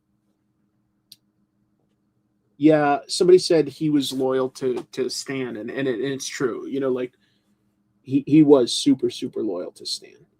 And in some ways that's kind of sweet. It is. It feels weird and naive at a certain point, but it's sort of sweet too that they had, a relationship where they were each content with what it was.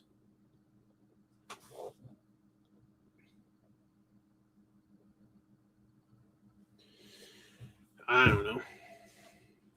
Don't ask me, because I just don't know. I'm known to rock and I'm known to roll. We're just 3 MCs and 1 DJ, and we be getting down with no delay. So Mix Master Michael, what you got to say? So anyway, and so now I'm at work on 2 comic tropes things. Like one, I've got enough of a setup that I think I can like get some sort of an exclusive episode to my Patreon members. I need to do that. Second, I'm working on an analysis of an artist's techniques for, a proper comic tropes episode for all.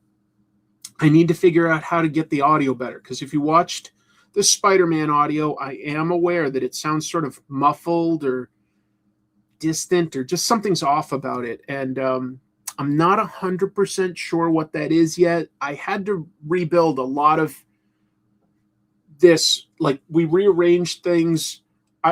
There's a few little pieces, including the microphone, that are different because I lost stuff in the flood, and I had to rearrange stuff because there's more of stuff that I had in the basement area now sort of jamming up this relatively small room.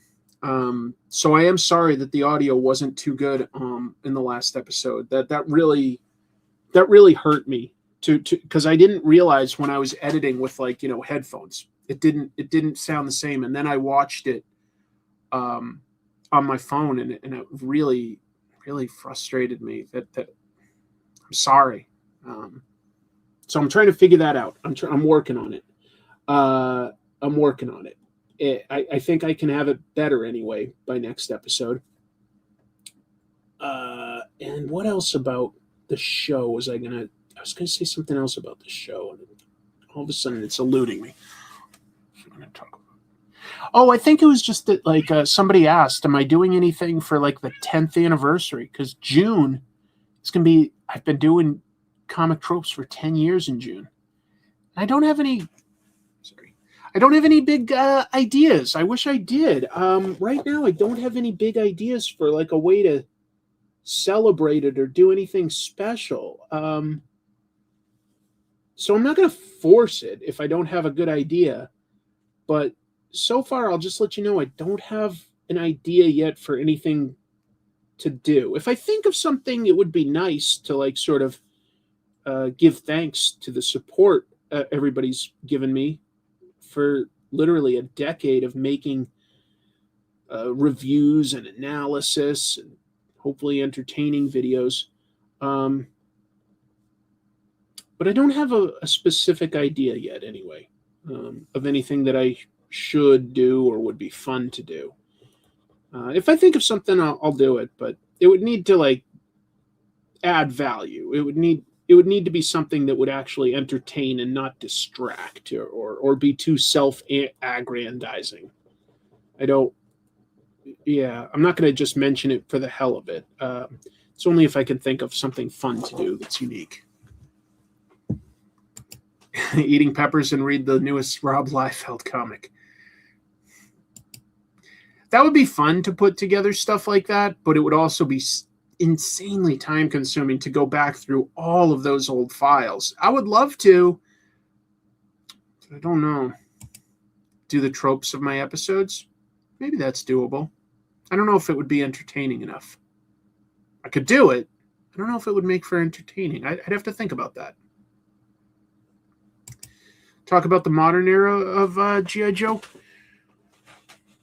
I'll give it some thought since it's something I love. But I'll give it some thought. I'm not sure if that would be entertaining to a mass audience, but maybe like something is like a shorter like video that's either an exclusive or just a short video. Maybe.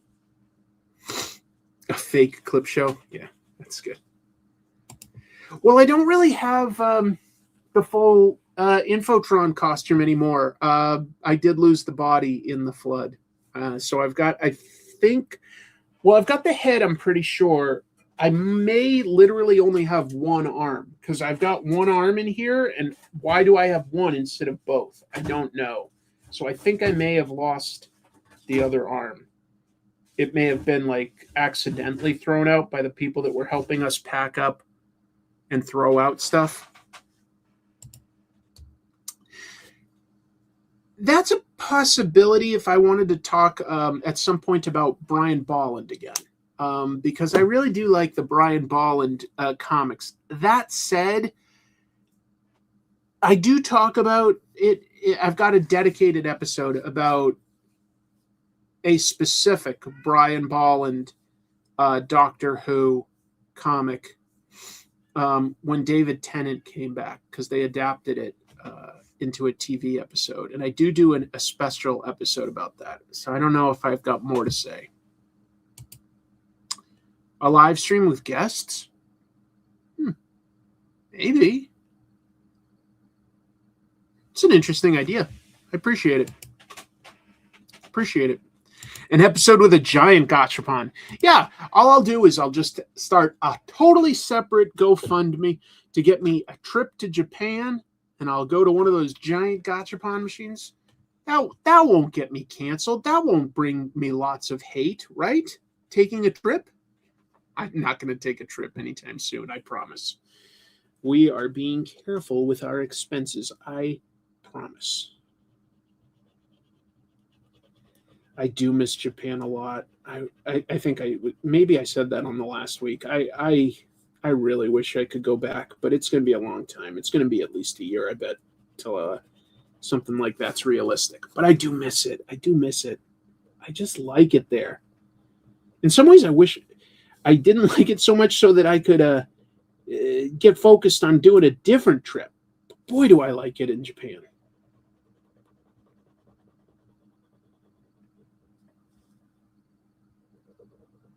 We like what we like, right? Infotron reboot, new costume, origin story featuring Omega. Exactly. Yes. I wish I had my original Omega suit, but I don't. I've looked to try to find at least the mask, and I don't know what happened to it. I might have thrown it out at some point. It might have gotten cracked at one point. I think I did take a punch once to it, and it may have cracked. I'm trying to remember if I should have kept it no matter what, but I may have thrown it out because I was like thinking of redoing my outfit, and I did redo my outfit more than once, really. Anyway, I missed the bus on fan art. When did you conclude that feature? Never. The latest episode had a piece by Mike Todd from He's Always In Here. A lot of cool art at the end of your videos. It just slowed down. I think that people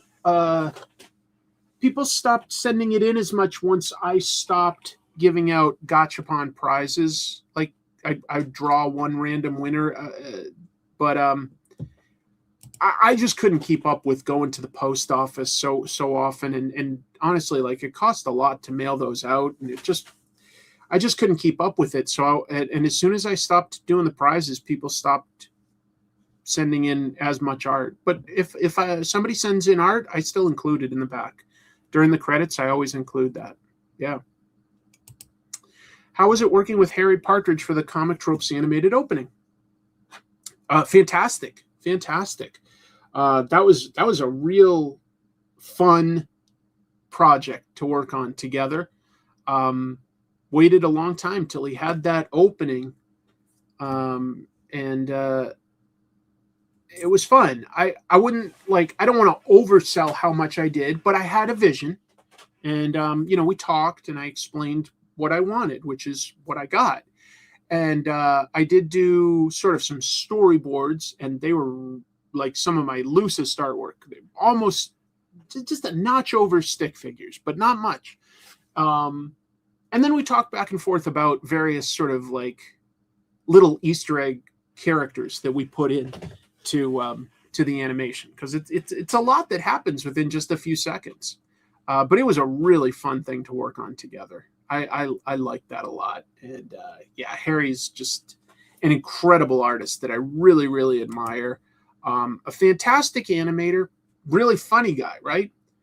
But man, if you read that new Starbarians comic that he made, all of a sudden you're like, yeah, he's an incredible storyteller that understands characters, themes, story arc, pacing, and you're like, this is just brilliant. Like his first comic book is just about a masterpiece. Just incredible. Such a good comic book. And you're like, you're already a great animator, and you have to like go and be like great at making a comic too. Come on. He's great though. I love it. And the thing is, openings for YouTube are pretty much passé. They're outdated. Not many people do an opening of any kind for their show anymore. That you just either hit the ground running, or maybe you show a clip of maybe the most interesting part of what's coming. And at some point I may have to do that, but I just love that animation so much. I always want to share it. I think I've definitely gotten my money's worth out of using it over the last couple of years, a few years, more than that. But it's hard for me, and I probably should move on to like what most people on YouTube do, is just get right into it. I probably should, but I love it so much. But yeah, and that's the tricky thing about doing YouTube, is you realize, even the people that have been doing shows for a long time, an Angry Video Game Nerd, a Red Letter Media, you realize that they do still make small adjustments over time and add new elements and keep it from getting too stale. And it's something I think about a lot. Like, how could I still do what I want to do in terms of analyzing comic book techniques or looking at unique pieces of history, but adjust the presentation. Like, what could I do to change that up? And I'm not 100% sure if I've got a radical new idea for that. All I can say is, I watch other shows and documentaries and try to like slowly get better with editing. And I would have argued like get better with like my technical equipment, but like I will also admit that this has set me back with how much I can accomplish within the limited amount of space I have. And yeah, but I think I do want to keep changing and yeah, I don't think it's broken. So in other words, I don't want to make too big an overcorrection and say like, oh, like it needs to change like this. But I also think about like, how to keep things fresh. And I think that that's why I don't always do, for instance, one of those openings that I did for a long time. Like, oh, hi, you caught me doing this, but let's talk about that. Because even if it's a good idea, if it was too predictable, I feel like it doesn't hit as hard. So now I just do them when I feel like it's an idea that genuinely amuses me. But otherwise, I'm not going to force it. Noah, nice to see you. Noah was really kind and had me on his show recently and asked me, honestly, a completely different set of questions that I typically get asked. So I just got to say, Noah, that's one of my favorite interviews where I've been asked questions. That was one of my favorites because I got asked different questions, and it was such a relief to not say again why I started the show and what my favorite comics were. So very, very good. And Noah also had Jim Mafood on right after. But Noah does a great show. In fact, like that's almost like where my show would go if I was younger, because he knows how to distill analysis of comic book artists and techniques into a slightly more condensed format, but like still is very deep, very layered. Not just saying that. I'm legit a small bit jealous. He puts together a very nice show. I strongly recommend it because I'm not going to be able to be here forever, but it's going to be somebody else. Right now maybe that's Noah, or there's all sorts of other people. But yeah, really, really good show. Really, really good show. Thanks for watching it. Yes, the comic strip we talked about a little bit on the show earlier. It is crazy how weird it is. Somebody needs to do a Yacht Rock comic. Oh my God, I'd be first in line to buy that. Love that. Obviously, if you don't know, me saying like, oh, hi, you caught me doing this. Some of that is because I grew up literally in an era where there were like variety shows and stuff like that, where they would have a host do something like that. Like, oh, hi, you caught me learning to do a high dive. Come on to the Circus of Stars. But also there's a show that was for Channel 101 called Yacht Rock that did that. And it was really, really funny. Just one of the best shows on Channel 101. If you haven't seen it, I think they still do shows on Channel 101, but go back to like, we'll say, I don't know, 2006 to 2010, somewhere around there. The shows that were on Channel 101 were all these up and comers, the people that made Community and Blue Mountain State and Rick and Morty and of course The Lonely Island, incredibly successful on SNL. They were all doing shows on Channel 101 and crossing over with each other and stuff like that. So damn good. Like there was just this 5-year run of really funny. Yeah, Yacht Rock was the name of one of the shows there, and it was a name that they coined for those groups like the Doobie Brothers and Christopher Cross, the Eagles, that sort of gentle, mellow Michael McDonald rock stuff.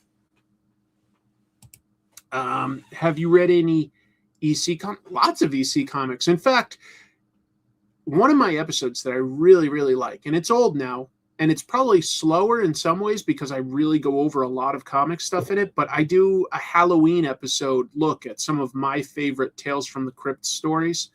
And I'm also like mixing drinks and discussing like, spooky themed mixed drinks in between, which maybe kills the vibe, but I'm still proud of how it looks and stuff because I bought dry ice and I've got like, flowing ice for stuff like that.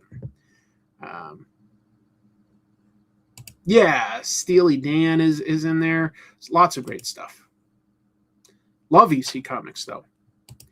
Yeah, I've read a few and they're hit and miss, but I liked the one that was like a Western themed horror book. I want to say it was called Outlaw Showdown. It's got a great Tony Moore main cover. That was really good. Tony Moore's got a great story in that. Very memorable. Very, very good. Tony Moore like also just did a short story in the Mad About DC, and he was just born in the wrong era. Like this is a compliment. Tony is so influenced by the EC artists that worked on both horror and Mad Magazine.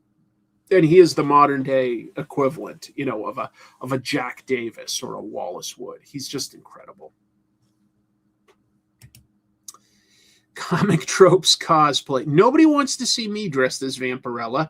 That would probably blind half my audience and somehow cause the other half to stab themselves repeatedly. Has anyone checked out the new Twilight Zone black and white series? Intermittently, I've checked a few. I liked a story in there that Morgan Beam had done. I checked out the first issue. I checked out a couple. They're good. Everything I've read has been good. There was one with art by Francesco Francavilla that was good, right? Or maybe he just did the cover. All of a sudden I'm drawing. I could be wrong. Fun questions. Thanks, folks. Didn't expect all that. But it's one of those rare days where I don't actually have my day job tomorrow. And instead, I'm going to work on Wednesday. So I don't have to hurry out of here quite as fast as certain other days. Because after this, I will make dinner and I'll get back to work on Comic Tropes. But I'm not in as much a rush. So I appreciate getting to talk about this. I'm trying to think if there's anything else comic book related that I should discuss, but right now I guess I can't really think of anything. I think I talked about all the TV and movies that I'm up to date on. I'm hoping that my house can have its downstairs repaired before we get to May, because they did estimate it would take 6 to 8 weeks. So I guess actually that would be impossible now because we're already halfway through April. That sucks. Just because downstairs is where I've got my TV and my consoles, but I can't play them now. And in May, that Lego Batman game comes out. I really want to play that, but I'm thinking I probably won't be able to play that when it comes out because I'll still be doing repairs down there. Red Book by Michael Avon Oeming and James Tynion. Very, very good. Very, very good. Loved it. I'm all for. I wish there was more nonfiction comics. Could be autobiographies. Could be true crime. Could be more of an investigation series like Blue Book and Red Book, talking about different reports of UFOs. I like nonfiction comics quite a bit. There's a great one by Box Brown about the history of Tetris. Boy, that's a really interesting story. Works really well as a comic. He also did one Box Brown did about the life of Andre the Giant. I love nonfiction comics. Yeah, I would say the Torso definitely counts as nonfiction. It's based on maybe historical fiction, but yeah, maybe historical fiction. Oh yeah, Ducks is pretty incredible, but everything Kate Beaton does is incredible. No. It's just true. There's a nonfiction graphic novel about George Orwell's wife. Haven't heard about that, but okay. Chester Brown books about being awkward with women. Yeah. Yep. Did I talk about Fandom Con? Apparently it was a huge mess. Didn't even hear what that convention is or where it is. I'll look it up. I have to admit, you know what pretty entertaining? Videos about failed conventions. Those are pretty entertaining. There's not that many of them, to be fair, but there was one that was made for what's that site where Tumblr? Tumblr had like an unofficial convention, and was that the one with the ball pit, the tiny little ball pit? I think so. I think that there was a failed My Little Pony convention documentary that I watched. I love little documentaries about bad conventions. There was some short videos that was more like news when somebody tried to do that super low budget version of like the Willy Wonka convention. Oh, I don't think I know about the Barbie convention. I'll look that up. Yeah, DashCon is the one. Right, that DashCon was the My Little Pony convention that didn't go well, and then there was one for Tumblr. Or is that both the same one? I can't remember. It was a book one recently. I gotta look. I guess I haven't looked in a little while to see disastrous comic conventions, but and you know, I feel for the people that sometimes the people that are trying to put it on that just get in over their head, and I really feel for the attendees that think that they're going to go to something cool only to find out that there's just not that much going on. Oh, it's heartbreaking.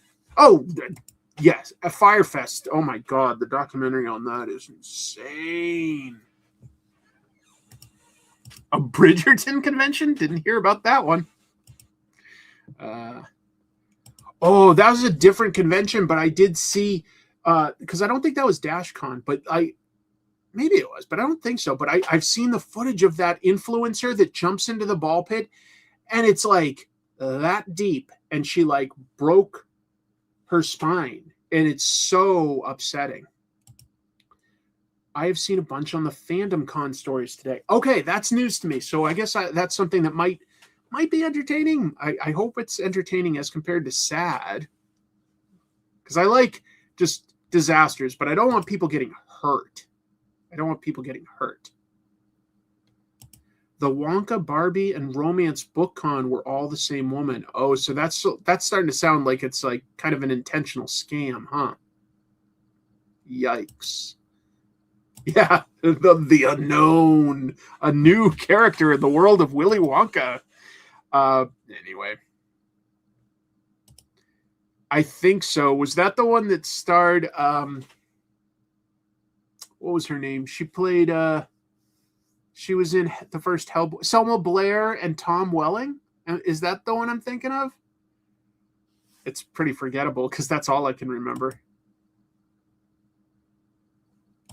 Oh, I think that those things get a lot of videos. So it's not that big a coincidence that you watched it. I think that stuff gets a lot of videos.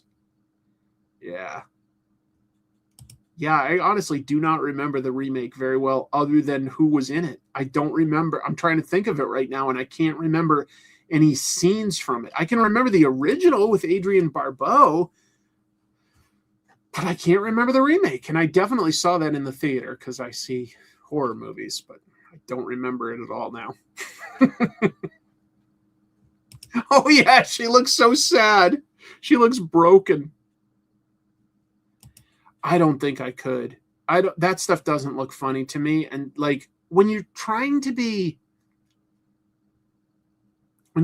funny and the jokes don't land, there's only so much I can say about that. My favorite type of bad movie is when people are giving it their all and it's a sincere attempt and it's kind of bad, as compared to intentionally making a bad movie a la Sharknado. You know, they know they're making something cheesy, can be entertaining a little bit, not as funny. And just like humor is so subjective that, like, you know, if I talked about one of those Friedberg and Seltzer movies where the joke is basically just always a punchline if somebody gets hit with something really hard or falls down, it's so repetitive that, like, what do I say to review something like that? I just don't know. Yeah, love Troll 2. And that also works on the level of it's ridiculous, but at least it moves at a good pace, and so it's entertaining. I consider almost all the Neil Breen movies like that. The first Birdemic, Miami Connection. I love vanity projects or just misguided attempts where they're in over their head, but they're legit trying. And what I really love is when they're legit trying and they don't know that they're making a bad movie. That's the creme de la creme of bad movies, is when they're sincerely trying, they're doing a bad job, but they don't know that they're doing a bad job. Those are the best. Those are the best. Yeah, I could potentially talk about Mortal Kombat 2. That was a pretty bad movie. That was one where they were just like, oh, the first one worked. Let's just throw in tons more characters. And you're like, well, what's the story? Well, we have lots more characters.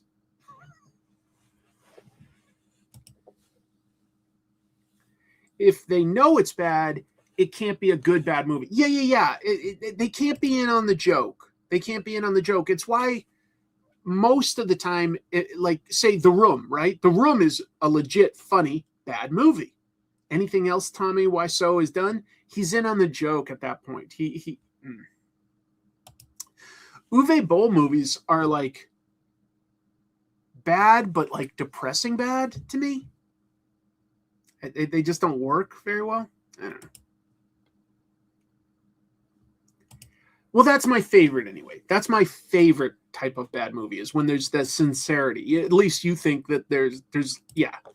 And I really love vanity-driven projects where like somebody is the writer, director, and the star, and they really idealize the hero. What's it called? Bullets and oh shoot, let me try to look this up.